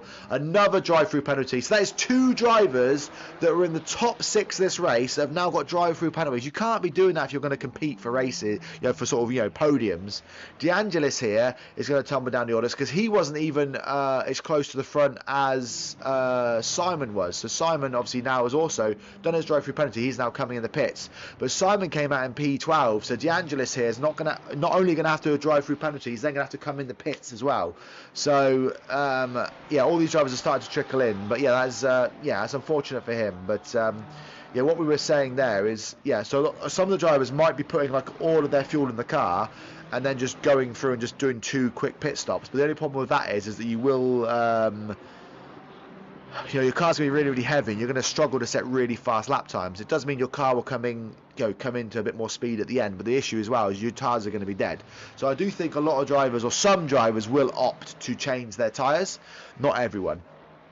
I don't know, Luke, if you can weigh in, and you've got an opinion on this as well on the chat. But so these drivers that are pitting now, they potentially have just maybe chuck 20 litres in or 30 litres in or something. I don't know what the exact time per litre is, but I think it's very minimal, so if you want to put extra fuel in. But you can see, so Llewellyn was in P3. He's done a pit stop and he's now down in P21. So there's no way we're going to be able to keep tabs of these strategies until the end. So until everyone's done their pit stops, there's no way of really telling. So we could be saying, oh yeah, these drivers are going to win, but it might just completely change. Obviously, I'm guessing the fact that Llewellyn finds himself down in P21. Look at this, Simon, who was currently in P2 in the race, now finds himself down in 28th place. Was in 29th place. So these drivers, like I said, although they're down here, and you can see Zampolini is 2 positions behind, about 11 seconds back. These drivers will find themselves closing down on the front runners when obviously everyone does come into pit. It is still Kaspari though, it is the net pit leader. So if you think about that as well, Simon, who was in P2 in this race, Kaspari is actually 3 positions ahead of him now from the pit stops. Sorry, it's Llewellyn is the net pit leader. Sorry, Kaspari was the net pit leader, but Llewellyn is now. But what I mean is though, but if you look at Simon, he's now lost 1, 2, 3, 4 on-track positions from that drive-through penalty, plus obviously all the other drivers are going to pit and then come out in front of him. So Simon might find himself out of the top 10 by the time everyone has decided to pit. But the drivers that are staying out there and doing longer stints, they might be able to run for an hour or so and then do 2 quick fire pit stops at the end. So there's a lot to go forward here, but here's DeAngelis, like I said, who is now going to start to do his drive-through penalty, and it was also P2 in this race. V-Spec has now pitted. So what I will be curious about is where V-Spec comes out in relation to Llewellyn. Grace now is right up behind Blair. This is a battle for currently 8th and 9th, but like I said, we can't really keep too much tabs on the positions until obviously it all settles down. We still have we're coming up to having done 40 minutes. And then we will have and then there'll be another 40 or 50 minutes of the pit window before it finishes. But we're coming into the last potential hour of this race. So these special races are going to provide a lot of action for us. Grace here trying to make a move on Blair. And we also have Prentice here behind Nelson as well. This is a battle again for 10th and 11th. You can see DeAngelis tumbling down the order. I'll be interested to see, like I said, where V-Spec comes out once all these pit stops and drive-throughs are finished. Llewellyn, was in P20. And the question is where is V-Spec? And it looks like V-Spec has fallen in behind him. So, and Radic actually, obviously Radic hasn't pitted yet, but V-Spec must have potentially, again, it's going to be so hard to commentate on this because we don't know how, obviously, because V-Spec has fallen back about 6 or 7 seconds on Llewellyn, and he was only 2 seconds behind after the pit stops. So that tells me he's obviously put more fuel in this car, or he's had a really tentative pit stop. But I would like to think these are the top drivers in FRL, so you'd like to think that they can attack those lines. So the fact that V-Spec has fallen down quite a bit on the Ferrari of Llewellyn means that probably he's put more fuel in his car, right? I don't know if you're in the chat and you can confirm my theory there, but Brown here, right up behind Hymans. I was just looking at this one now. This is a battle for 15th and 16th place. Hyman's has got a bit of damage, and this is Honda versus Ferrari here. Can Brown get a good run out of the last corner? Oh, we've been robbed of a bit of overtake here as Brown does pass Hyman's, but it's obviously because Hyman's is going in the pit lane. That will promote Brown up into the top 15. I said as Hyman's is the next driver to pull the trigger on his first pit stop of the day. We do still have quite a few, probably half, well, more than half the field that haven't pitted. We have obviously drivers from 24th down to 35th that have pitted, and obviously we have V-Spec and Llewellyn as well. But there's still so many drivers, you know, and these drivers that are doing the long stints might pay dividends later on in the race. Blair here, though, has caught up on Fetzer as well. So we were saying that the BMW with Grace behind is trying to close down on Blair, but it is also Blair trying to catch up with Fetzer ahead. This is kind of the midfield battle. I think Grace was about 11th or 12th, was he, when the battle was before they all happened. But don't forget, there are, we're just going to reiterate as well that DeAngelis has had a drive-through penalty. Was it Radic that had a drive-through penalty? So Radic was another drive-through penalty driver, and then we had Simon also have a drive-through penalty. So these, but what's big about the front two is that Simon was in second place when he had his drive-through penalty, and Angelis was net sixth when he had his. So that's two drivers that were potentially challenging for top 5 finishes. Simon, who was challenging for potentially a race win, he now, is potentially going to be out of that fight. But never say never. What's interesting though at the front is that Aresh has now cleared the second place driver by almost half a minute. So Aresh showing his class here, and he is in a class of his own. He maybe needs to go into his own series, but he's almost half a minute clear of the car in second place, and he hasn't really got that much traffic ahead of him as well. So Aresh here is going to have a great time as he competes for his first win of the season, and he is going to now opt to his first pit stop. So whilst he's got a bit of a comfortable lead, I wouldn't be surprised here if Aresh heavily fuels his car. I mean, to be fair, Aresh is almost, because what is it, 30 seconds for a tyre change? So it wouldn't surprise me if Aresh maybe does he's either going to do a splash and dash now, and then go straight back out and go again. But at some point, if I was Aresh, I'd just change my tyres. Once you're 30 seconds clear of the driver behind, put a new fresh set of boots on, and then obviously you're going to be almost unstoppable come the end of the race. But he is stopping for quite a few seconds here, so that would let's keep an eye on that one, because if Aresh does come out and it is after and Roberts passes him, and obviously is somewhere up the order, that could be that Aresh is maybe changing his tyres. But with an hour to go, if you do change your tyres now, that'll last then to the end of the race. They'll be a bit tired at the end, but obviously everyone's going to be in the same boat in that sense. But Aresh is still stationary, so no, he's not. So that wasn't 30 seconds, I don't think, or maybe it was actually, because Roberts has passed him. So what do we think, guys? Anyone in the chat? Do we think that Aresh has changed his tyres there? With an hour to go, it could be a good strategy, because he's got new fresh tyres now. He's raced 40 minutes. Because I said in ACC, after about 45 minutes or so, your tyres do start to fall off a cliff. So the drivers that pitted early and obviously did a quick splash and dash, they might be them coming in to change their tyres at the end. But I do think that Aresh changes tyres there, and I think that'll be him now. He'll do one splash and dash later on. And then that'll be him done for the race. But he had almost a half a minute lead, so he can comfortably do that. Blair here right up on the back of Fetzer. So Fetzer, who was comfortably ahead of these guys, has now been closed down by Blair, and I think Blair is going to start to try and make a move shortly. We are now into the final hour of this race. We've had 40 minutes so far. We have 60 minutes or 59 minutes to go. The pit window only has 48 minutes left. And we still have, like I said, over 15, maybe 20 drivers. No, it must be 15 or so now. So they haven't pitted yet.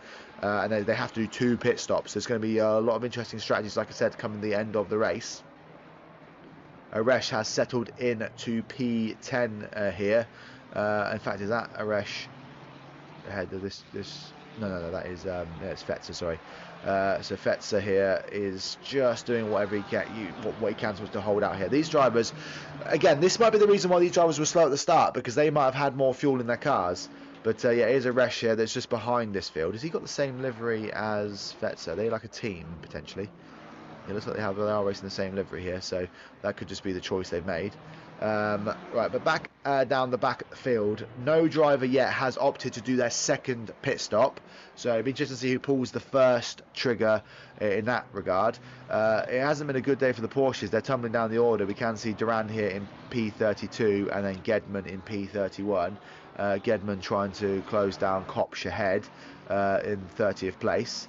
Delhi here trying to put some pressure on Zampolini, who was the pole sitter, and I did say, can he turn that pole into prizes, and it looks like that's not going to happen today, as Danko is the first driver to complete both of his pit stops. We did say he was going to pull the trigger first, so that means he's probably put a new set of tyres on, he's fooled his car to the end, and he's now going to do a 57-minute stint to finish out this race.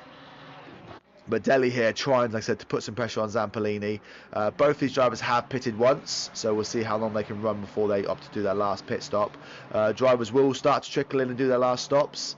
Aresh, easily the net pit leader. Actually, what's happened here? I think, so just to go into this, sorry, I'm just looking at this. Llewellyn, who was actually ahead of V-Spec in the standings, now finds himself probably over 10 seconds behind V-Spec. So V-Spec has now moved himself into net second of this race. He has got drivers ahead of him like Tulloch and Brown, Serpentine, obviously, so he can move himself up the order even more. But V-Spec here has, it must have been an accident out there somewhere, because he's now miles ahead of the Llewellyn, who was, I thought it was Llewellyn, yeah, that did have, he did pit ahead of V-Spec, so, or was it the other way around? I don't know if I've just got that modelled up, but I thought V-Spec was behind him on the order, so yeah, we'll have to keep an eye on that one, but yeah, V-Spec is in second, Llewellyn's still in third.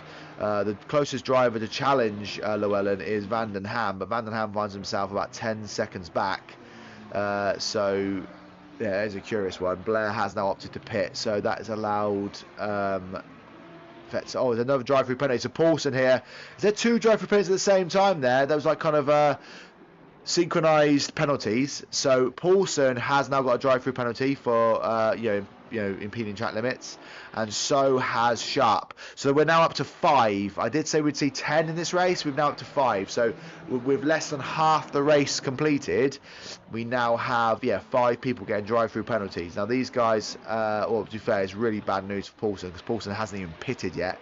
So he's in P18 in this race. He's got to do a drive-through penalty, and then he's got to come in and do 2 pit stops. Sharp, at the very least, has pitted once, but obviously the issue is for him, he was chasing down Simon, who also had a drive-through penalty, is now going to be thankful that the car behind him putting pressure on him is now going to have to go in the pits and serve a drive-through. We do have yellow flags out there for the 717 car, so it looks like Hyman's has had a crash. He was in P33. I don't know if that's going to affect him. I think, Cobb is a few corners back, so Hyman there must have lost control a little bit and fallen off the track. Not a good day for the BMWs. They're currently in P34 and P35, but it is Danko that has done both his pit stops currently. So, yeah, we are up to 5 drive-through penalties, guys, and I think there might be a few more as the race unfolds. Grace here is still trying to put pressure on Fetzer. You can see Grace does have some damage at the front of that BMW, so I don't know if he will opt to repair that again when it comes to the pit stops. And we also, you can see behind Prentice here trying to put pressure on Nelson. So this is a good battle for 3rd, 4th, 5th and 6th. I don't know where they're going to come out in regards to net positions, but as drivers behind them keep getting drive-through penalties, as long as you can keep the car on the track, you're going to keep moving up the order. So but that is good news for people like DeAngelis and stuff, obviously, because they are, and Radic, obviously, they did get drive-through penalties earlier, and obviously that will allow them to move up the order slightly. What have we got going on now? So Prentice still putting pressure on the Ferrari of Nelson. Can he make his way through? He's just right up behind. It's really sensible driving by these drivers, because normally you see a lot more dive bombs, but these guys are really doing well at keeping the racing fair. As you can see in front, that is Grace battling on Fetzer, but it is Fetzer that does opt to pit. That has released Grace now, and that is Fetzer now, who was in P3 in this race, coming in the pits. That's going to allow these drivers to go up ahead. We can see Aresh here just made a move on Naisbitt. I don't think Naisbitt would put up much of a battle, knowing that Aresh Arash is in a different race to him. Naismith yet to pit as well. But in the battle of the Hondas, he is in the lead. Arash now going to try and close down on Prentice and Nelson.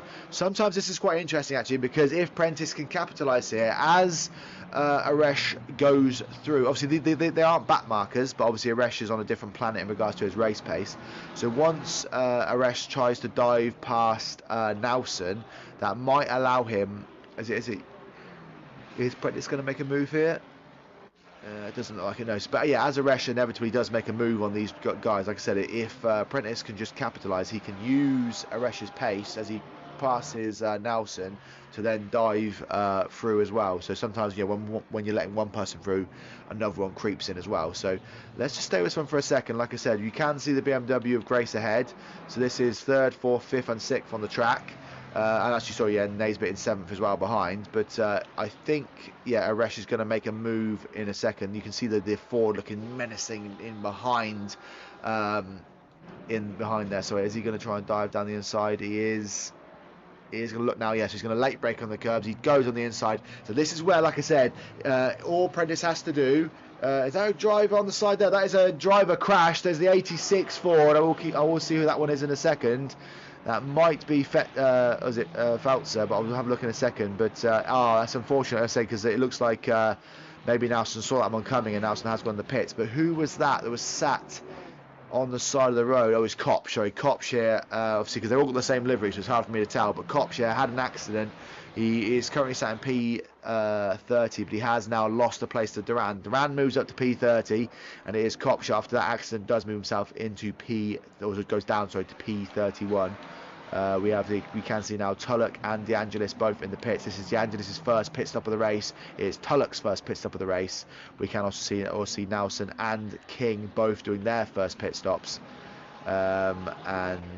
Arash now is everyone sort of moving out of the way. He has got Grace to get behind him. It is worth mentioning, actually, Rogers is out here in the front currently. So he is, of the drivers that haven't pitted yet, he is the net leader. So obviously he will tumble down the order as he does start to do his pit stops. As you can see, Arash in behind. He is going to make a move now on Grace. I don't think Grace is going to put up much of a fight. And like I said, we do have to remember that Arash probably does have fresh tyres, and Grace's tyres are an hour old now, also 50 minutes old. As I think we're about 45 seconds from reaching the halfway point of this race. So that BMW is putting up a bit of a fight. But I suppose it's just he doesn't want to lose too much time, because obviously he was in quite a big battle with 3 drivers behind him. Obviously every single second he puts up a fight, it is going to slow him down. Is Grace going to opt to pit this lap? He does not. So Rogers stays out there as well. Grace stays out there as well. So these drivers are doing a really, really long stint. Like I said, we are almost about to reach the halfway point of the race.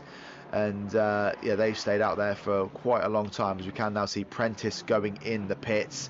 So that's probably a reaction to his rival going in as well. We'll see where they all come out. It looks like, where did he fall out? Nelson came in 22nd. As you can see, we've now reached halfway. So Nelson was out in 22nd place. So we'll see where Prentice comes out, and depending on how much fuel and stuff he puts in. But Arash getting held up slightly by Grace, but obviously he does have a buffer of half a minute over his next rival, which was Roberts. Well, I think it is now V-Spec. But Arash now diving down the inside late on the brakes. So I don't think Grace is going to put up much of a fight. Rogers is just enjoying leading a few laps out here. The Mustangs putting on a good show here, 1st and 3rd currently. Another drive-through penalty, and it's Radic again. So Radic has not only done 3 track infringements to get a drive-through penalty, he's now done 6 and got 2. So as Luke said earlier, typical Porsche drivers, Radic is going to be gutted, because they said he was starting to actually claw his way back up the order, and he's now going to have to do 2 drive-through penalties, and that is catastrophic for his race. He's going to find himself probably out of the top 20, as we can now see a lot of drivers here. So Van der Waal, Kaspari, Brown, these are all drivers that are doing their second and final pit stops with 48 minutes to go. I suppose a lot of these drivers probably will be doing probably changing tyres as well. Let's have a look at Wazza here. Wazza on Prentice here. So Prentice has come out the pit lane in P15. But so this is a lot of drivers here. So is it Kaspari? Is it just Kaspari? I thought a few more drivers. We'll see if more green triggers come up, but this is quite a few drivers that I thought were coming out to do their final stops. But most drivers have now completed at least one stop. You can see Paulson completing his first stop. But out at the front, there are still, is it Serpentine? Oh no, Serpentine's pitting now. So Serpentine and Rayner were two of the drivers. And then obviously we had Naisbit as well and Grace. So it looks like the only driver left to potentially not do a pit stop is Rogers. And Rogers has been out there for 50 minutes now. But then I suppose if you think about it, Aresh pitted with an hour to go, and then obviously he changed his tyres. So maybe Rogers is going to just do like a really long stint at the start. So again, what pace has he got? So that probably so this is what I'm saying. This probably explains earlier, because do you know when Rogers earlier in the race, what was he, P7 or P8, and he had a massive train of cars behind him and he was losing time to the drivers ahead? Well, that was actually probably a fantastic effort from him, because he clearly had what obviously 60 minutes of fuel in his car, which, and obviously that means that he was heavily fueled, and a lot of the drivers behind him probably didn't have that much fuel in, so they could probably do much more competitive times.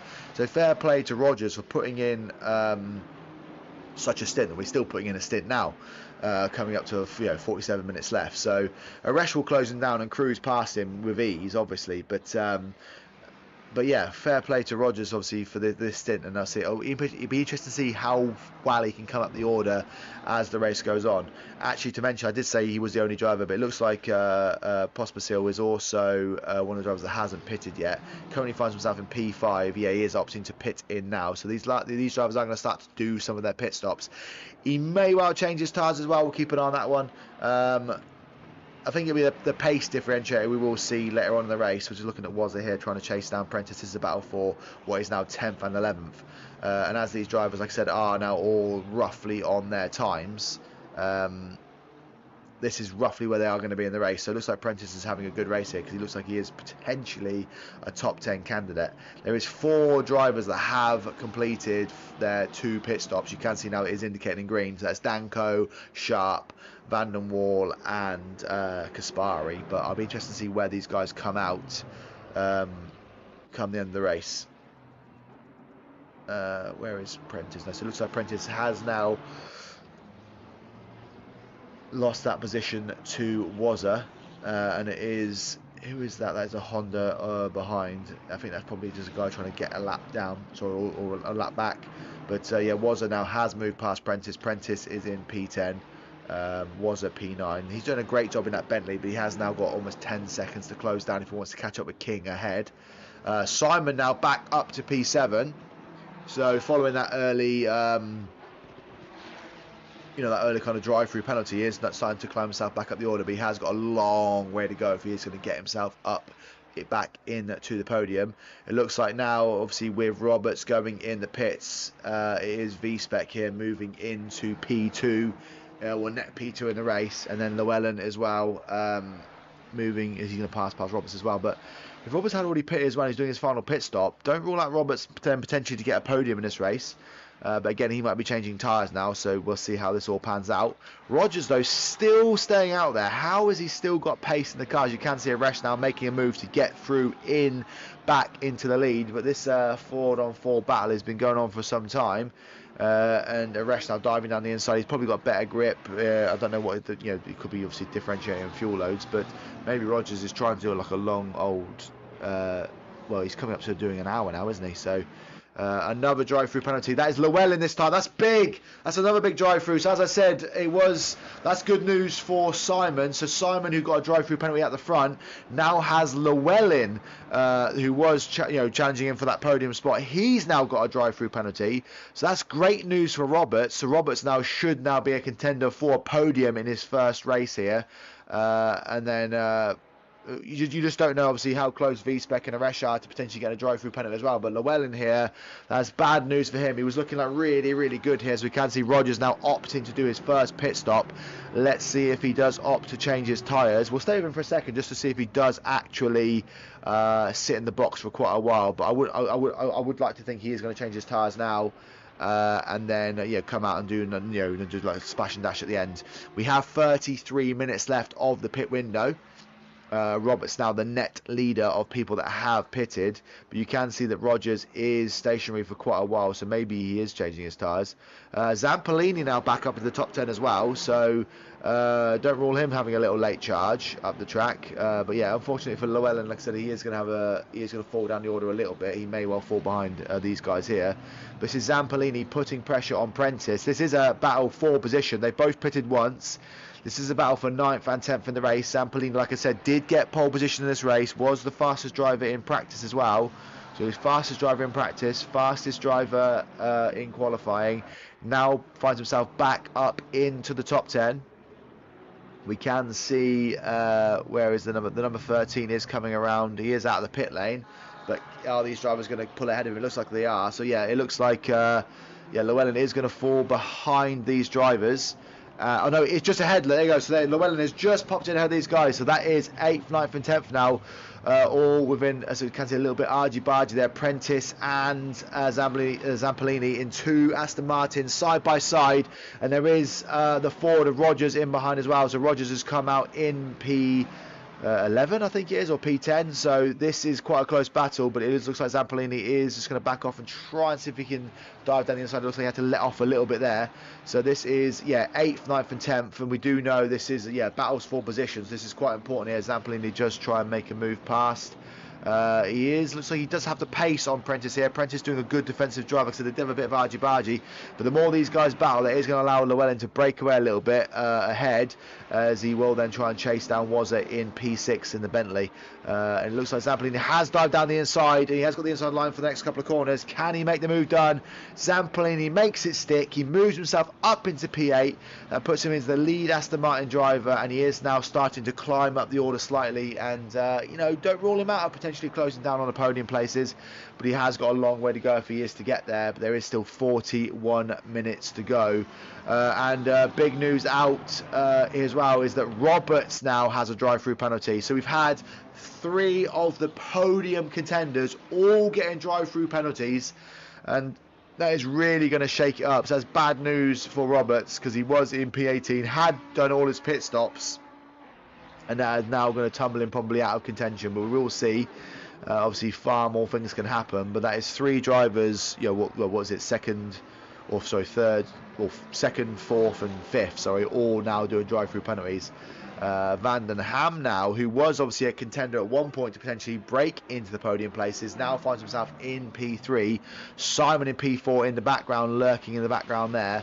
But Van den Ham has 21 seconds on VSpec, so that is quite interesting, because it's going to be a long way for him to go. But he has 21 seconds on VSpec, and VSpec has 17 seconds on Aresh in first, who still holds the fast lap of this race.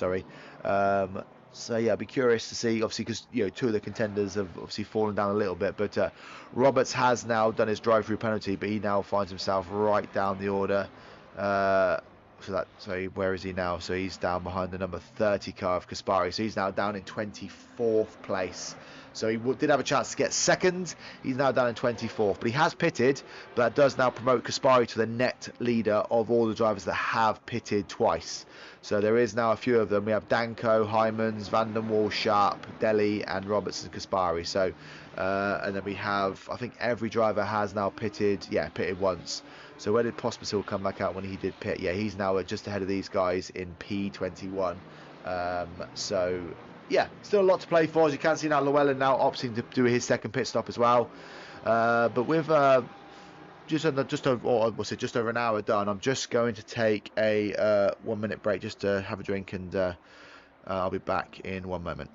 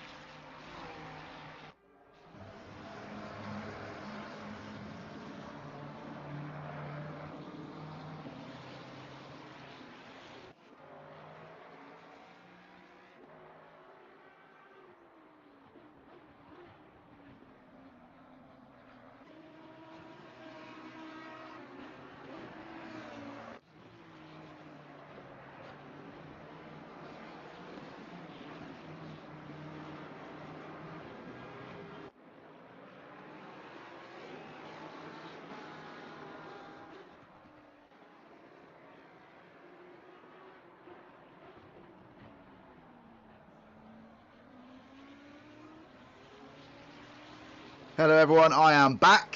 Thank you for just bearing with me. I normally try and take at least a little rest after 1 hour, just to quickly grab a drink, because there's a lot of talking to do in a 1 hour and 40-minute race. But I will take this moment, obviously, so while we're just starting to get into the business end, we're just over or just under half an hour to go of the pit window and 37 minutes after the race. Obviously, it is Aresh leading the race, but it is just worth a moment to sort of just plug obviously the Formula Racing League. This is their 16th season on console of the Taco Tuesday event. And it is worth just mentioning, obviously, there's a lot of work that goes in behind the scenes in order to make this happen. Obviously, these servers aren't free. There's a lot of people that, and obviously, in order to have these broadcast live, even on the PC events, and just to sort of keep everything running, because there's a lot of administration team and everything there, it does obviously come at a cost. Obviously the FRL Formula Racing League do have a Patreon that you can subscribe to. Whatever you can sort of give, obviously all goes towards funding future broadcasts, funding funding the servers, and obviously there's a lot of graphics and artwork and all this kind of stuff that all goes into sort of making Formula Racing League what it is. And obviously there are, next race I will have a better graphic, obviously explain all the perks and stuff you get from being a Patreon supporter. So if you can, if you head over to if you're already part of the Discord, if you can head over to the Discord and you want to support what the Formula Racing League do and what they do so well, then please obviously just support them with anything you can. So I just wanted to plug that whilst we were here. But yeah, back to the race. Is, like I said, Aresh that is leading 40 laps in with 35 or just over 35 minutes to go. Let me run you through the order then as we go, like I said, into the business end here. So it is Aresh, like I said, in the lead, V-Spec in second, Van den Ham is currently in third, about 21 seconds back, but he is currently holding that third podium spot. Simon, who was one of the early contenders, is starting to claw that position back, but he is currently in P4 here. King is currently in P5 with Wazza in P6, and then we have Zampolini now moving himself up into P7. He was, like I said, the pole sitter this time round, so he is now, you can see Wazza ahead of him. He does have a chance to maybe move himself up the order a bit more. Rogers, who's having a great drive here, he's currently in P8, and we have Prentice in P9. With Nelson, looks like he's about to make a move on him here, so we'll just stay here for a second. Nelson here just moving past Prentice, so that's Nelson up to P9 now, Prentice down to P10, and then we have Naisbitt just behind in P11. Blair is in P12 here with Fetzer currently in P13. Grace is in P14. DeAngelis is in P15. Rayner is P16. Good job by Rayner. I think at one point he was in P31 in this race. Gedman currently sitting in 17th place here with Tulloch just behind, 0.3 of a second behind in P18.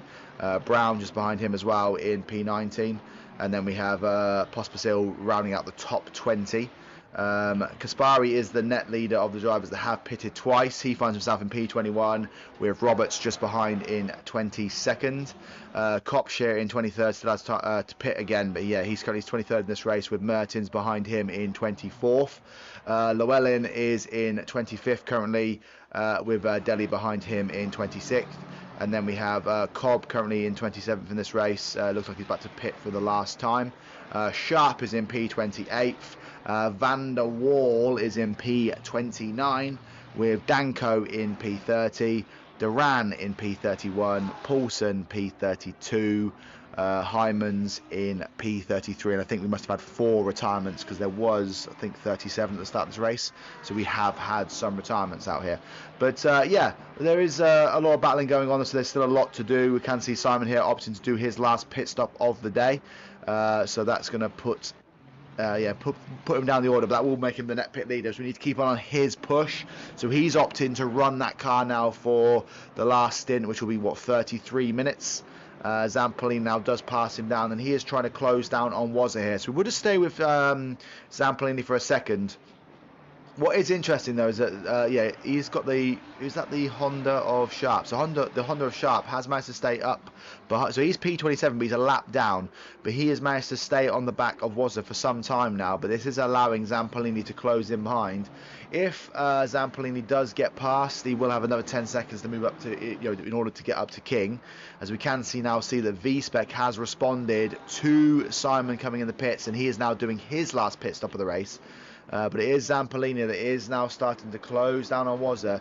I believe, obviously, the Honda will get a blue flag, because that NSX between the Bentley and this Aston Martin here is a lap down. It is a back marker, so obviously, hopefully, he won't cause too much issue as the Aston Martin does start to close up. Also, we keep getting robbed of overtakes here, guys, because every time we almost get an overtake, someone responds. But Wazza now coming in for his last pit stop. So we are now going to start to build a picture of how this race is going to finish, because like I said, Simon, who's now currently down in P15, he is the net pit leader. So he is, of all the drivers that have pitted twice and have now done their stints, he is leading that window. You can see like Kaspari behind him is some way down, so obviously they're in kind of different races. But where V-Spec and Wazza fall out in regards to Simon will be interesting. Obviously, because we don't know again how much fuel these guys need to put in for the last stint. So this is where we're going to start to see where they really fit into the orders.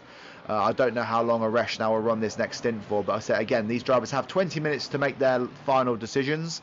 We will see maybe a last. What's fair? A lot of drivers now are starting to pit. So there's only probably 15 or so left to complete their stops. But it looks like V-Spec now is he's moved up. Obviously, he is now the net pit leader again. I think he's going to be some way ahead of Simon. I'm trying to work out the difference here. So V-Spec here. So what do you think? Simon's only about 6 or so seconds behind. So don't rule out Simon if he has got some pace in the end of this race to potentially close down ahead. Because if you do look ahead of V-Spec, if those drivers do opt to stay out, they are going to get in his way.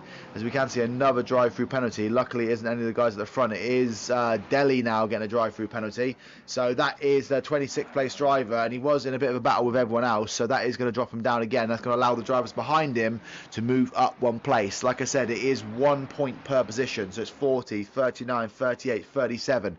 So as this race unfolds, obviously as the championship unfolds, every single position matters. So these drive-through penalties are so detrimental in regards to your championship standings, but obviously you're just going to have to do a better race next time. King now is coming out. Let's see where he comes out in regards to V-Spec. So V-Spec, he's 3.8 seconds behind De Angelis, and look, Simon only 2.8 seconds behind. So that means V-Spec must have had to have pitted for longer, because I thought V-Spec was unless V-Spec changed his tyres. That could have been the option. So again, this is where it looked like he was probably over half a minute ahead, but obviously he's changed his tyres. I don't know if Simon has. So again, this will be where the pace differentiators come in as well. So I thought King had just popped in there. So you can now see King here, 1.3 seconds behind Simon. Simon is 3 seconds behind V-Spec. So it'd be interesting to see of these drivers here, like I said, who has changed their tyres and who hasn't. But this is potentially the podium battle right here, and there's only about 4 seconds separating it. So as all these drivers do their final stops, we are going to start to get a bit of some tasty battles out here. Let's see what's going on here. So it looks like Fetzer has got a bit of a train behind him. So he's got Grace in the BMW, then Blair, then De Angelis. All these drivers are all on the same kind of race, and they've all got to pit one more time. So these are all important. So Fetzer here again finds himself ahead of the train. And he has got Grace behind him in the BMW, and then he's got Blair just about 1.3 seconds back. But the bigger battle maybe ahead is Naisbitt on Prentice here. So Prentice has started to fall down the order a little bit. He was looking, he was looking like he was going to put pressure on the drivers ahead. As we can see, is that Naisbitt going to try and dive down the Misano? He thinks better of it. He just gets out of the brakes. The NSX here looking pretty racy on the back of the Aston Martin. Zampolini, like I said, he is now half a minute behind Van den Ham, and hopefully with a bit of in third place. So just keep an eye on that one. Is he going to come on the outside here? That's not going to allow him to cut back on the inside here, but it does look like that Naisbitt does have the pace of Prentice. Now again, this could just be Prentice on old tyres. Maybe he has, when he pits again, he is going to put a fresh set of tyres on. But Naisbitt trying to put the pressure on. He has backed off a little bit, and the driver behind, I believe, is either a back marker or a guy a lap ahead. As we can see, is that Rayner making a move on King? Looks like he's just past him on track, but we'll go back to that one in a second. Yeah, it looks like King maybe. Oh no, King has got back past Rayner, so maybe King made a mistake and Rayner has now let him back through. But yeah, it is Naisbitt trying to put pressure on Prentice here for what is 6th and 7th place. There are blue flags waving, but yeah, you can see Fetzer here behind. He's got Grace, Blair, DeAngelis. That is now also, is that a Resch there as well? Yeah, so Resch now is catching up with these back markers as well. Vanden Ham is now opting to pit. Another drive-through penalty for the car number 63. That is Cobbs. That is Cobbs' second drive-through penalty of the day. So he might have to just resign himself for what will be a P33 finish, because he is 12 seconds back off of 32nd, and he now is going to fall down even more. Tulloch is still trying to put pressure on Gedman here. This battle's been going on for some time as well. This Gedman Tulloch Brown battle, as we can see, just it seems to be on this track as well. A lot of drivers are trying to go on the outside of the circuit rather than try and dive down the inside. But as we can see, is that Brown having a little. Just switch that. Naisbitt has now got a drive-through penalty. So Naisbitt, who was putting pressure on Prentice, has obviously done so by trying to cut too many corners, and that is now another drive-through penalty. I don't know if anyone in the chat's been keeping tabs of that, but we must be close to 10 now. So that's Naisbitt now going to tumble down the order, and that's going to allow people like Fetzer, Grace, Blair, like all these drivers are now going to cruise past him. He's going to tumble down the standings, and that's going to allow Prentice to have a bit of pressure taken off of him. It's unfortunate for him, but Grace here still trying to get past Fetzer here. This is a battle for 7th and 8th. There was a McLaren ahead, but I think he's on a different race here. We can see V-Spec here now, just in the distance. He's trying to get past these. They're not back markers again. They are allowed to battle. Obviously, he will see that V-Spec has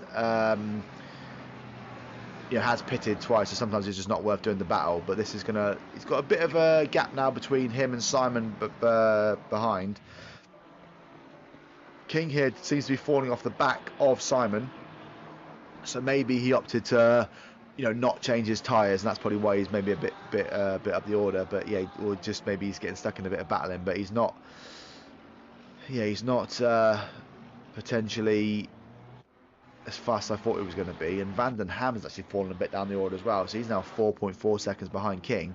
So the actual looks like at the minute the podium places will be Aresh, V-Spec and Simon. So King is going to have to find a bit of pace if he's going to try and close down and maybe challenge for this last podium spot. Prentice has lost that position now to Naisbitt as well, and Naisbitt is going to drive down the order, but also drive up the track a little bit. But as soon as he goes through to do the drive-through penalty, Naisbitt is going to fall down the order there. Is there another drive-through penalty? Car number 1. It's V-Spec. That's even huger. If that's even a word. I don't know if huge is a word, but yeah, V-Spec now, who was shoo-in to get 2nd place, has now got a drive-through penalty. So that, because of all the drivers ahead of Simon all getting drive-through penalties, that means Simon now has found himself back up into net 2nd of this race once everyone has done their pit stops.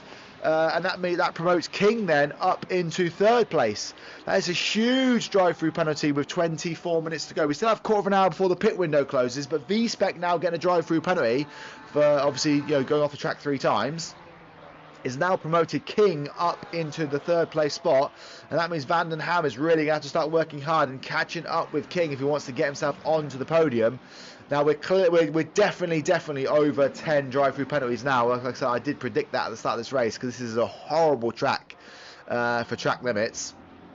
But that is a huge one because that is technically the net pit leader, and he now finds himself going to tumble down the order again. So there's going to be a lot of drivers tumbling down the order here, and that is another one to add to the list. That is a big moment for V-Spec. It's unfortunate for him.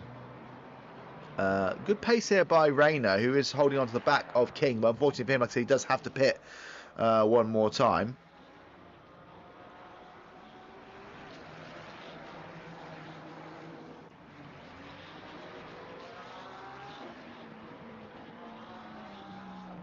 Right, so where are we doing now? So yeah, Rayner here, one more pit stop to go. So we can see, like I said, yeah, so it is Simon who is, yeah, he's on the net pit leader with King in second, but King is 5.4 seconds back, so maybe he's found, you know, his pace now and obviously settled that car into a rhythm. Aresh still has to pit, Zampolini still has to pit, Rogers has to do one more stop as well. So these drivers that, yeah, potentially going to be round out the top 10 as it all comes in. But let me just have a look. So of the drivers, we'll go back to front here this time. So yeah, Cobb is currently just doing his drive-through penalty. Paulson is in 32nd, having completed that last. Actually, he's just here on Kopsch. We'll just stay with this one for a second. This is 32nd versus 31st. This is Kopsch versus Paulson. Kopsch going to take the inside lane, and this is if he can hold that line. So no, he couldn't. You know, say he can obviously use that going down to the next two corners. But it looks like Paulson does have, you know, Kopsch in his sight here. So we'll see what he can do. Kopsch did have a crash earlier. It looks like he hasn't been able to get the best out of that for today's race. But is he going to make a move? We'll stay one for a second. No. So yeah, well, it looks like Kopsch is better under the brakes. Sorry, Paulson's better under the brakes here. As we can see, Kopsch having a bit of a wobble. Paulson having another look here. We'll just ride with this one for the next couple of corners, see if he can make an attack. As they come around the last corner, is Kopsch going to drive wide? No, they're both staying here. But is that Ferrari? Does that Ferrari have enough pace to get down? No, it doesn't. Yeah, so he lives to fight another day. As it looks like Serpentine maybe had you know, maybe dropped out because obviously there's 34 cars back in this race now. He's back in this race. Hyman's in P30. Yeah, he had an accident early on. I think he has repaired that damage now. So obviously he's about 2 seconds back on Duran. So you can see the Porsche head just in between that Ford. So he's got an opportunity to maybe break up one more position. Duran here trying to chase down Danko in P28 for about 3.2 seconds back. Danko is, which at one point he looked like he was going to be a top 10 contender, but he just hasn't gone his way today. Van der Waal chasing down Delhi here. This is a battle for 26th and 27th, and then we have Poppersil chasing down Sharp and Gedman here. This is a battle for 23rd, 24th, and 25th.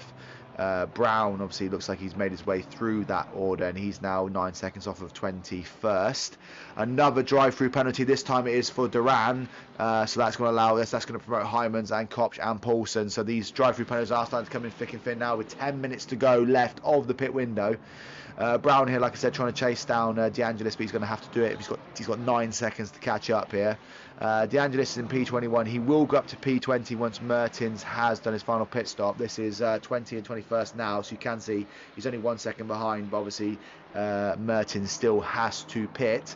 Fetzer here is P19, 3 seconds back off Llewellyn. Llewellyn at one point looked like he was a shoe-in to get a podium, now finds himself down in P18. Wazza is in P17 trying to chase down Grace. As we can see, Llewellyn now getting another drive-through penalty. That's unfortunate for him as well. So he was P18, he's now going to find himself easily falling down out of the top 20. So his day's gone from bad to worse. Yeah, Wazza is in P17. Grace is chasing down Prentice here. Prentice just cannot seem to get that car working in the second half of this race. He now finds himself... obviously, someone had a crash here, so I'm just looking... Oh, that must be... So they all just bumped up a place. So yeah, Grace now in P15, Prentice P14. Naisbitt has still to pit one more time, and he had that drive-through penalty, so he's going to find himself probably again falling out of the top 20. V-Spec, though, I don't know what's happened to V-Spec. He must have had a crash somewhere, because... Oh, no, sorry, he had the drive-through penalty, I was going to say, sorry. I'm losing my own train of thought here, but yeah, V-Spec, he has the fastest lap of the race, but he is now down in P12. Roberts, who also at one point was looking quite fast, he's now obviously in P11, and Zampolini in P10. So these were three potential... So although they're 10th, 11th and 12th in this race, don't rule them out of future podiums. I think they might struggle today. Kaspari, who's had a good race, he's now up into P9. He knows that Tulloch ahead of him does still have to pit, so that should promote him up to P8. Van den Ham is chasing down. Oh, look at this. So he was 5 seconds behind. Van den Ham is now only half a second behind King. And we do think this is potentially, the last podium place, I think we said. Yeah, because it looks like it's going to be a Resch, Simon and King. So Vandenham here has got the taste of bronze, and if he can get past King, he will take it. We do know, yeah, there's a car, what was it, the number 13, yeah, so Llewellyn has one more lap to do his pit stop. So you can see the Ferrari all over the back of King here. Can Vandenham make a move? He's going to go all the way around the outside, and he's going to hold that line. But obviously King might not get a good drive at the last corner. This is going to allow the Ferrari to go right up behind him. Is he going to make a move? He's going to try and go down the inside. It looks like he's got the drive out of the corner. Vandenham is going to hold this line, sweep through, and that should be then net third of this race. He comes through comfortably. I don't think King's going to put up much of a fight here. Vandenham goes through. That is going to be potentially third place for the number 3 car. That is quite fitting, and King here will sort of fall back into fourth once obviously Blair and Rogers have pitted. Resch now doing his final pit stop of the day. Rogers here will then, I think he's now taken the net lead of the race again. Resch, after 52 laps, is pitting for the last time. There's 7 minutes left of the pit window. With so it's just Rogers left to go, and then looks like Blair has now pitted as well. So we are now going to start to sort of see this order unfold, as there's a McLaren in the background there going deep.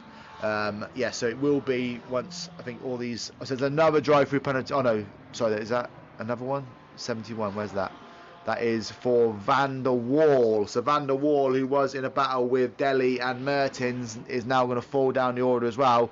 So we're now getting closer to maybe 15 drive-through penalties, and that is going to be the story of today's race. So many drivers getting drive-through penalties. We have lost 4 drivers to retirements, and another driver getting a drive-through penalty in the car number 242. So that is Naisbitt again. Did he just complete a drive-through penalty? He's now got another one. So that's going to be 2 drive-through penalties for Naisbitt, unless he just hasn't completed the last one. I'm not sure, but no, I think that is the second drive-through penalty. Yeah, so these drivers are just trying to, obviously, when you have a drive-through penalty, you try and push the car a little bit more. And that's a stop and go 30 penalty for car number 13. So Llewellyn's made a fatal mistake there. What's happened there is Llewellyn's waited for his final lap to do the drive-through penalty, and because he potentially drove over the line before the obviously because his pit box is after the finish line, he was technically serving his drive-through penalty, but because it doesn't count as you complete it until you've gone past the finish line, he's now obviously got a stop and go 30 penalty, which is essentially equivalent of just having another pit stop. So that is bad news for Llewellyn. His race is over. He's going to be right down the back of the order. So potentially had a chance at a podium, but now that is gone from bad to worse here. But Zampolini here now closing back on Kaspari. This is a battle for 7th and 8th, or technically a battle for 6th, because Tulloch has yet to pit, and so has Rogers. So Zampolini here diving down the inside into the hairpin here. He makes the move before the hairpin even starts, and pulls in front of Kaspari, which means he's going to have to be compromised on the brakes a little bit. So that's Zampolini up into what is net 6th. He does have, potentially, he's going to have 10 seconds to close down on King, so I don't think he's going to catch up any further than that. But Zampolini, good recovery drive here up into net P6. Maybe net P5, obviously, if Rogers falls behind these guys as well. But Tulloch still to pit here. But Zampolini, it's a good overtake. He moves past Kaspari. Kaspari had a crash here. Looks like Kaspari has fallen down into P11, so he must have come off the track somewhere, because he was right behind Zampolini. Now finds himself down in 11th. So it seems to be all the hard work Kaspari does in this race, he seems to keep undoing by making a few mistakes here and there. What else is going on around here? So we have a look, and we have Wazza still chasing down Prentice. So he did pass Prentice earlier. Prentice doesn't seem, like I said, doesn't have the pace of the second half of the race. He does have Grace right behind him and Blair. So this is a battle for 13th, 14th, 15th and 16th on the field. Prentice does have the advantage of obviously being at the front, as we can see. Is that Naisbitt doing his final, was he doing a pit, or was he doing his drive-through penalty there? And we have now Tulloch in the pits as well, so that is him doing his final stop. So there is 3 minutes to go, and we still have Naisby. He's going to have to do his last stop on the next lap, and Rogers, I presume, is going to come in this lap, I'd imagine. But yeah, so yeah, Prentice, like I said, does have the advantage of being ahead of these guys. But obviously with 12 minutes to go, don't rule out more drive-through penalties going into the mix here. One for Eresh would be quite interesting, but I don't know if that would still affect the outcome of the race. But yeah, Prentice here has a bit of a train behind him. He has a Bentley, a BMW and a Ferrari all trying to get past. But at the minute, Prentice does have an outside chance of a top 10 finish. He just needs to close down on Nelson. We are, like I said, we're just waiting on Rogers now. Rogers is going to stay out for one more lap, so he's going to come in. He has to come in next lap, I think, obviously he is going to get a penalty. And also Naisby is going to have to come in as well. Currently P16, but he still has to do that one more stop, so they're going to fall down a little bit. And then we'll see where people capitalise. But yeah, so it is a race that has... I want to see how far Simon is behind Rogers, because then we'll work out what kind of gap Aresh has in this race. It was 27 seconds quite a while ago, so 13. So it looks like, what's that? So about 40 seconds. So Aresh has a 40-second clearance over Simon. Simon has Van den Ham chasing him down, 3.3 seconds back. He can see the Porsche man ahead of him. That is the battle for what is second and third in this race. King here is trying to hold on to fourth place. He has Zampolini behind him in sixth. I don't know if Zampolini will go up to fifth place once the last pit stop has happened. But Rogers here, yeah, will have a good race. But also V-Spec behind, obviously, is the fastest man on circuit right now. And he is chasing down, Zampolini as well. But there is obviously a car in between them.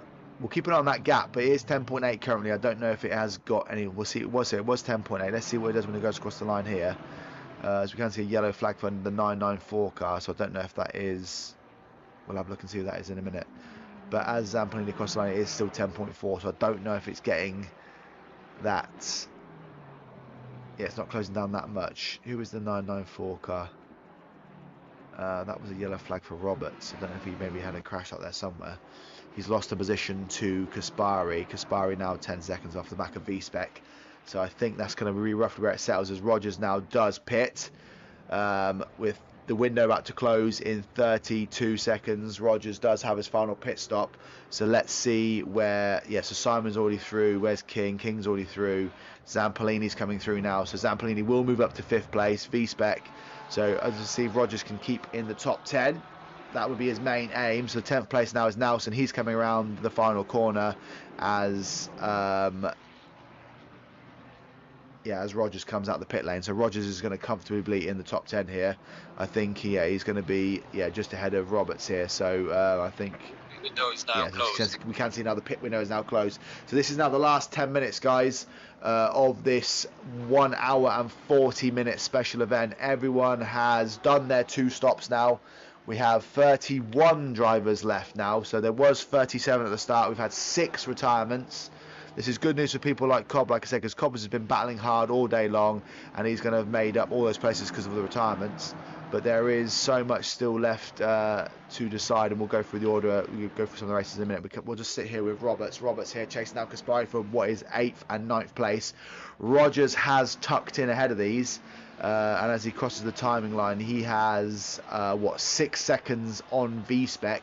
V-Spec trying to put some pressure on Zampolini as well. So we'll go back to that one as well. So Zampolini. So this is about for the top, for the final 5th place position. Finishing the top 5 of any race is quite impressive. So Zampolini currently P5. He has V-Spec behind him. So that's going to be a really interesting battle between 5th and 6th here. King seems to be falling off the back of Van den Ham now, but Van den Ham has knocked another second off of Simon.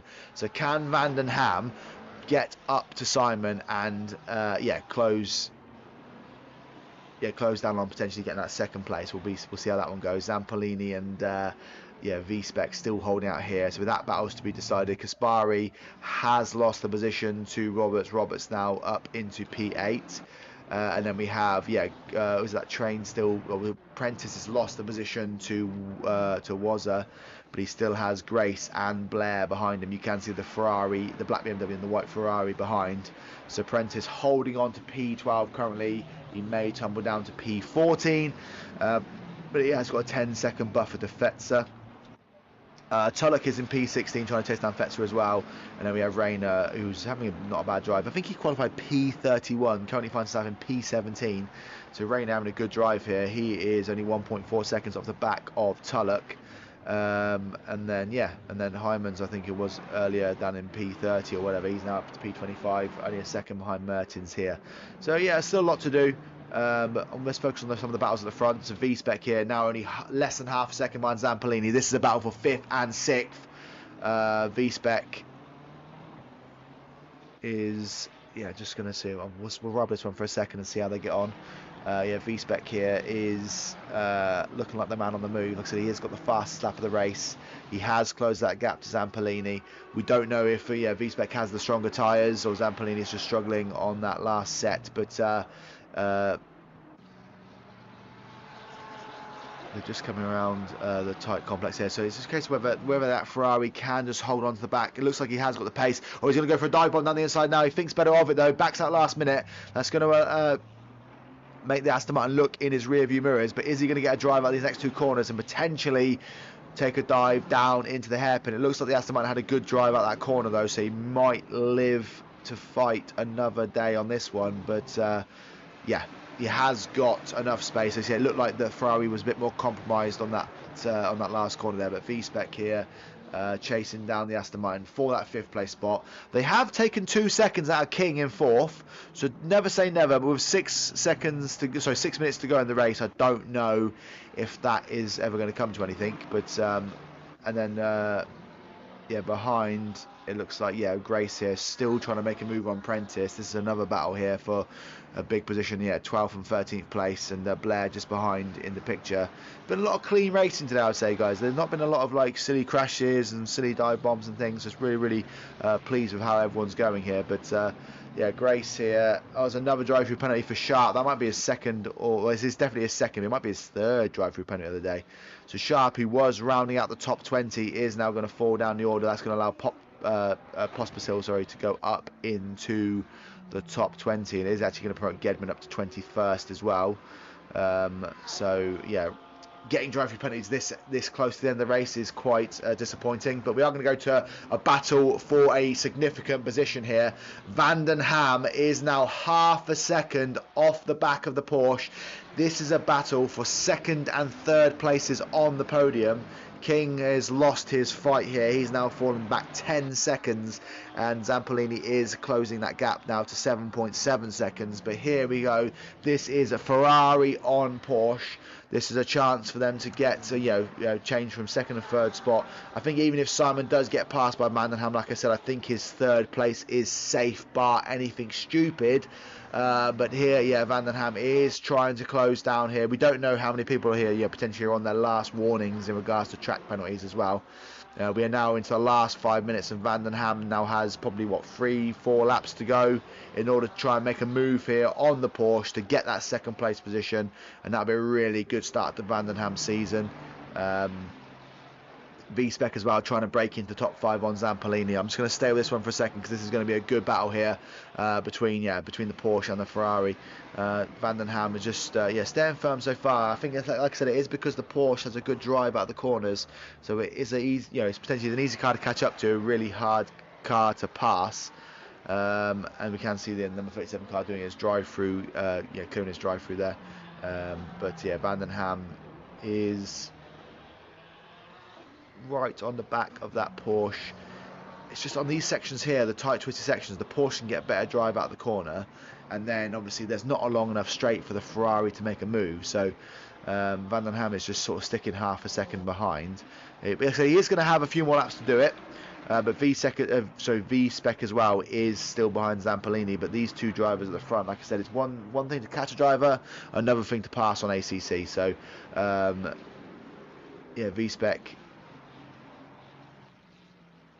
No, it doesn't look like he's going to make a move here. So yeah, these drivers, they're keeping it clean, they're keeping it safe, they're trying to put pressure on the driver behind. Obviously, it's, it's there. They just don't want to make a mistake. Again, as well, like Prentice is holding off on Grace here as well. We can see Poppersill here, so he was potentially making a move on Brown there. Looks like he has. Sorry, it looks like I don't know where is that a crash there. I don't know where Brown's gone. Oh, no, this is Brown on De Angelis. Sorry, so this is a battle for 18th and 19th place. This is Brown trying to make a move up the order. De Angelis at one point was in P5 in this race. He's now down in P18 following a drive-through penalty. But yeah, Brown here trying to make a move up into P18. But I said that Honda is just such a squirrely car. It is hard for him to make the move, and it looks like Gedman as well trying to make a move on Pospisil, sorry. So there are still potentially points to be had here, but just back up at the front, it is still Vandenham chasing down Simon. This is the battle for second and third, like I said, and then we have V-Spec trying to chase down Zampolini for 5th and 6th. So these are still big positions, and with 2.5 minutes to go, where is Aresh on the track? So Aresh is coming around. I think so. What we're looking at, what was it? What, about 1 minute 35 race pace? He has got a lot of back markers here, so Aresh may opt, because he's got such a gap to Simon ahead, he may opt to slow down on the last lap and just complete, just have one last lap. But yeah, with 2 minutes to go, yeah, probably 2 more laps this race. I don't think he's going to kill half a minute there. So yeah, we're probably going to have 2 more laps now. So Vandenham has this lap and the next one. It looks like he has made the move on Simon. So yeah, it looks like he has got past coming out of the corner. You can see the Porsche going to try and hold the wide line on the outside. He isn't going to take that move easy. And it looks like, yeah, Vandenham has got the move done, but the Porsche is right up behind. Oh no, so he just has a slide there, and that's a bit of breathing space for Vandenham. So we just, missed the move there, but he was coming out of the last corner.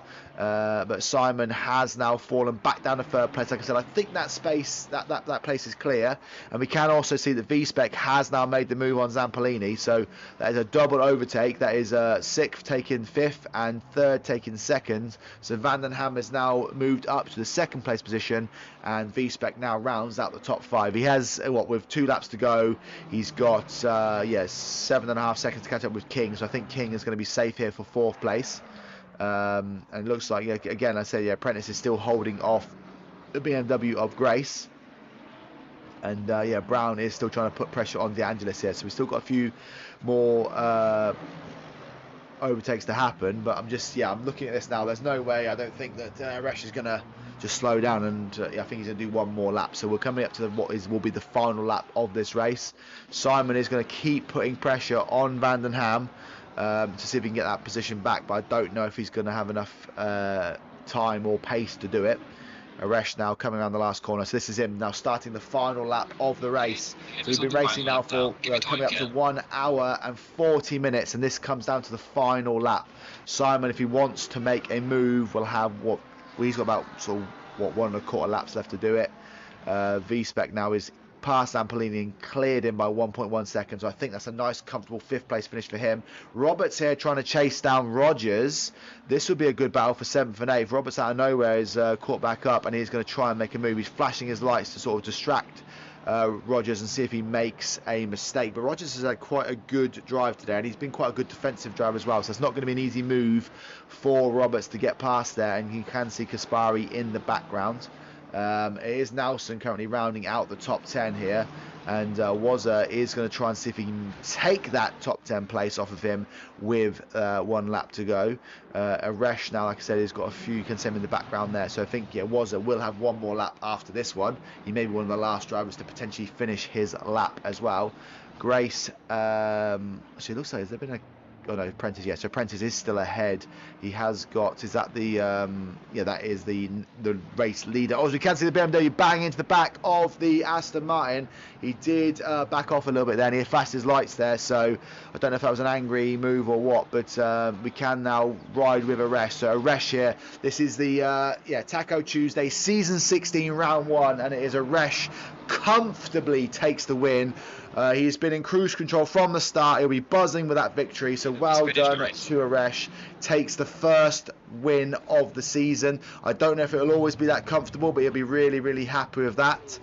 We do have, Prentice will take 12th place. Grace 13th and Blair 14th. Vandenham looks like he will have See, where's his Simon? Yes, yeah, Vandenham will have second place sewn up. So this will be a good start, a nice podium finish for Vandenham. He's just comfortably gone about his business. Obviously, he's had a few drive-throughs that have benefited him. But yeah, he won't complain at all. And that is Vandenham that will come around the last corner now and take second place in the first round of the season. And yeah, behind him, Simon takes P3. Great driving by these guys. It is going to be King who will take fourth place. I think he'll be buzzing with that. He just didn't have the pace in the final stint. He did at one point have the podium place, but again, yeah, King takes P4. V-Spec, he will take P5 following a drive-through penalty. That's a good recovery drive by him. Zampolini just behind another casualty of the lap 1 incident. But he now finishes P6. Great drive by him. Kaspari now coming around to take what will be P7 in this race. Great drive by him as well. Rogers, like I said, had a good defensive drive. You can see him in the background. He is going to hold off the attack from Roberts. He will take P8. Roberts P9. Nelson will round out the top 10 finish here. Wazza could not get it done. He races to the line. Nelson takes 10th. Wazza 11th. And then, there is Prentice, Grace, Blair, Tullock, Brandon, top 15. But whew, guys, that was one heck of a race. Kudos to Aresh. Like I said, he was 43 seconds clear at the end. Absolutely, had that one. Easy race. But obviously, it does help when every single driver behind you all gets drive-through penalties for sure. Simon will be happy. Like I said, following being the first driver to get the drive-through penalty, he will obviously, great recovery drive to P3. I think he's got a good bit of pace there. He may struggle in that Porsche in the next race around Paul Ricard. It's just not a Porsche track. So, people like the Bentley driver was and may have a good race next time around. But that was an epic race. I think we are going to try and do, we were going to try and do post-race interviews. I don't know if we're going to get called into the comms box. I don't know if anyone's listening or Gedman's listening or whatever, but I think if, Aresh, Vandenham and Simon can join me in the comms box, we can, potentially get them, we can interview them as such, but I don't know if anyone in the chat can mention the Discord. If we can get Aresh, Vandenham and Simon on the Discord chat to come into the comms one voice chat. I will put a message in to say, can we get them to come in?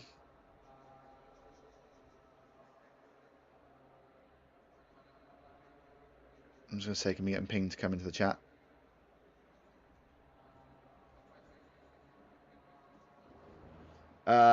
So this is the first time we've tried to do it this way. So basically, we're going to try and do post-race interviews with the top 3 each time, and then sometimes we're going to do like little pre-race interviews as well. But we'll have to see if we can get these guys pinged and get them to come into the comments box. But if not, obviously we can try and work on this for next time. But anyone, I mean, I don't know if they do driver of the day vote, but it was quite a it's a tough one to give today. I think Simon's recovery drive up to P3 with drive-through penalty was quite good. I mean, Aresh was quite solid, obviously 43 seconds clear. There were so many good drives out there. I like Rogers' drive for P8. Kaspari did quite well in P7 as well. But I think maybe we'll give the driver of the day to Simon, maybe. Well, I don't know, maybe even Vandenham.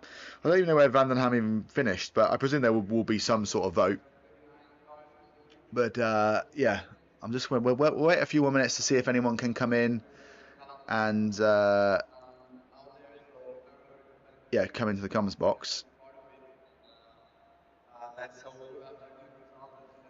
I think we have given everyone access to it, so we're going to see if we can get them in. So this is the first time we've done this. But whilst we are waiting, I will take you to the broadcast booth and we'll go through the calendar again. So just to reiterate, so next week, January 21st, same start time, but obviously it'll be a 60-minute race. We are going to Paul Ricard, like I said, so that's not going to be a track that's going to be suitable for the Porsche, I don't think. So I think, we may see a few of the Porsche drivers struggling next week. I think the Bentley's got good top-line speed, hasn't it? So I think we'll probably see them do quite well next week as well. I mean, I don't know how he managed to finish P11. And there's some people seem to be sucker of punishment in the championship, racing the Hondas and the Bentleys and everything. But I'm just seeing if anyone's going to come and join us. I don't know.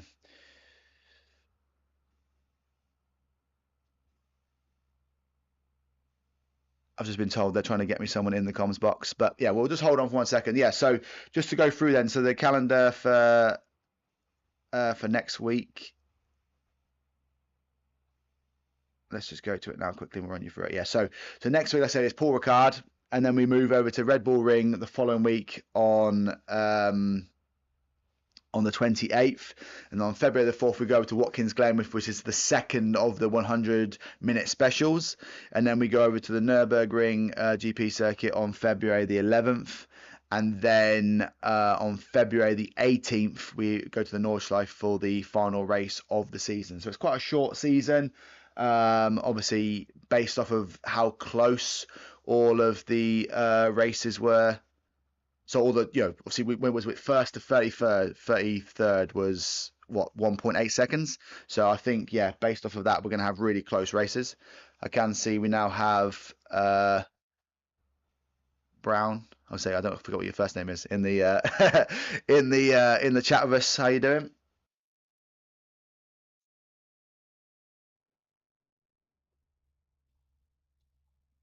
No worries.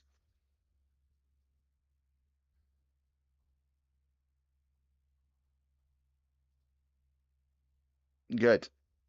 Oh, sorry. Yeah, I couldn't get I just anyone. realised I didn't even put your audio on. My apologies. So no one heard that first bit. But you're in here now. Super. Anyways. Yeah. Yes. Thanks very much for coming to do the commentary. It's great to have you on board. I put a message out. Nobody seemed to be interested in appearing on stream, so I'll jump on and I'll give you a little chat. Yeah, well, that's fine. Yeah, it was just. I think we caught you a few times there. Like you were. It looked like, well, I don't know. As I said, it looked like in some of the points of that race, you were taking some, wide lines. But I think sometimes with the Honda, it's like you take the wide lines because it's what keeps the car smooth, right? Keeps it on track. Or I don't know, maybe you're just going late on the brakes. I don't know. But yeah, you seem to take a wider line to a lot of the other drivers out there. So I don't know if you were just struggling to sort of pin the car down or whether that was part of the strategy. But yeah, you looked like you were quite racy at times out there, but you just couldn't get the moves done. You sort of got stuck behind cars and had to sort of follow them for a few laps there. But I don't know, yeah, how you saw your race sort of unfold. Yeah, the Honda's a tough nut to crack. Absolutely. It is very twitchy as you come off the brake pedal. So taking that wide line and then getting it turned in the late apex, it's very good on acceleration as well, which is kind of why I sort of took those lines. It started off as accidental, then I realised that was actually working. Start of the race, I didn't have the best qualifying session, so I just thought it's a long race, we'll take some avoiding action. Stay out of everybody's way. Someday eventually, there was a big, you've probably seen the bits of it on the stream anyway, big crash, turn 4, turn 6. I had to take very wide line, ended up dead last. But 3 corners later, I wasn't anymore. So it worked out okay. And then it was just a case of managing the tyres. Took a long first stint to change tyres, bang smack in the middle of the race. And like you said, that wide line and then straight line in the apex sort of saved the tyres a little bit as well. But yeah, it's a tough track to overtake, this one. It really is. The end of the race, I think there was 4 of us separated by about 0.4 of a second coming over the line. It's just so hard to get around anybody here, especially with the track limits. Yeah, well, that it was Fetzer that kind of kept causing a bottleneck, I think, throughout the race. So it was like a lot of you guys struggled to get past him. I think it was Rain, De Angelis, and yourself.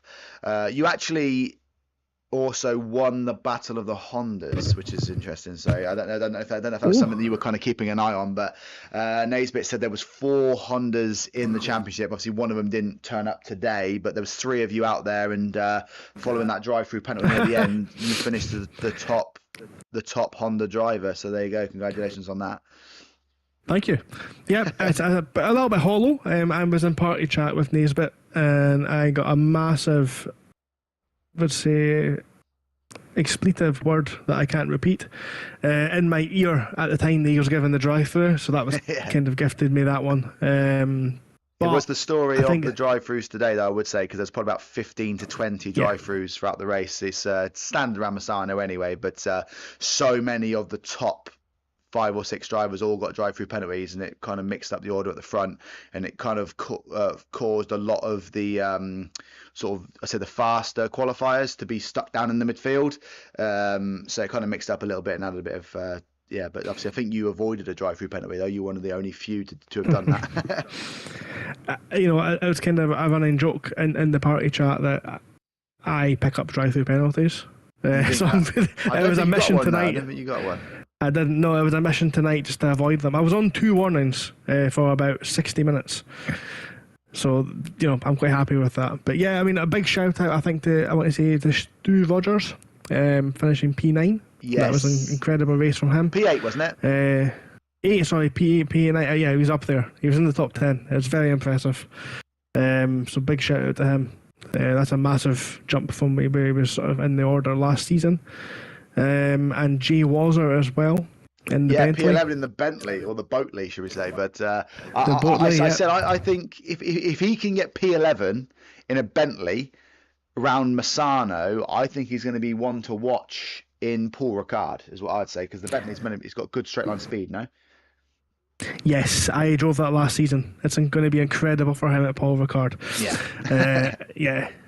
I believe actually, last time I remember, the Bentley does top out at the rev limiter by the end of the straight. That's how fast it is in a straight line. So he's going to have a field day, I think, next round. Hopefully everyone turns up. It's been a huge turnout tonight. A couple of late withdrawals that happens in racing. Yeah. You mentioned the 4 Hondas. I know what happened to the fourth one. Someone who is an admin who shall remain nameless picked the wrong car when signing up, and ended up in a Porsche instead of a Honda. Ah, okay. So there is only 3 Hondas. Yeah. But you still won the battle of the Hondas, and I'll keep an eye on that battle over the course of the season, obviously, because you got to find your little battles here and there, and obviously I will try and as the races go on, we'll sort of look at the manufacturer battles as well, because sometimes it's about how you're performing against people in the same machinery as you, isn't it? So. So you managed, like I said, to win the battle of the Hondas in the first round. So let's see, how you can do against them in the next round as well. So and then and onwards. Like I said, on the graphic it does say Nürburgring 24-hour on the last race, but I presume that's Nordschleife. That is the Nordschleife. It's not a 24-hour race. You can relax. Yeah, I was gonna say I haven't got the vocal strength to do that one, but it's been an epic race. Like I said, I don't know. Do you guys do like a driver of the day vote? I don't know how that works. If you want to nominate 1 or 2, I think what we could do is I think you can nominate 3 people, and what we'll do is we'll let the drivers vote amongst themselves. Okay. I think that would be a good idea, and get everyone talking about it, everyone excited, and just because maybe people might want to come on this interview at the end after seeing that, because that might swing your opinion about who you're going to vote for. Yeah. I mean, like I said, I'd like to have had the top 3 in, but hopefully we can start to sort of say to people, if you're in the top 3, you've got to come onto Discord and have a chat. So, we can't force people, but it would be good to have a few interviews. That would be fantastic. Yeah, it would be. But we'll just obviously we'll fire this stream off now and close down for the day. But it was great to have you pop in and have a chat. I said we wish you all the luck for the rest of the season. I know you finished P11 in the championship last year, so let's see if you can break into the top 10. Obviously, you'll need to that won't be repeated this season. The level of talent in this league this season has skyrocketed. But I mean, I said at the start of the race, top 20 was my aim for that race, and I finished in the top 20, so I'm quite happy with that result. I will let you wrap up the stream now. I'll let you get everything closed off, but once again, thank you very much for joining us. It's been a pleasure, and I'm already excited to go and watch the stream back already. It's a long one. Right. But I'm looking forward to it. Yeah, okay. Perfect. No worries. Enjoy the rest of your night. Take care. Yeah, so we have so we're coming to Paul Card next week. obviously we'll announce the driver of the day for the following week. Like I said, hopefully we'll have a few more different people in the interviews and things. We'll try and get some pre-race interviews as well. But yeah, thank you all for watching, guys. It's been a great stream. Yeah, it's been nice to have you all in the chat and stuff, chatting along. And like I said, we'll be back same time next week for round 2, Paul Ricard. Watch out for Wazza. Watch out for that Bentley. You know, and we'll see what kind of action unpacks next week. But yeah, thank you all for watching, and we'll see you all again next week. Bye bye for now.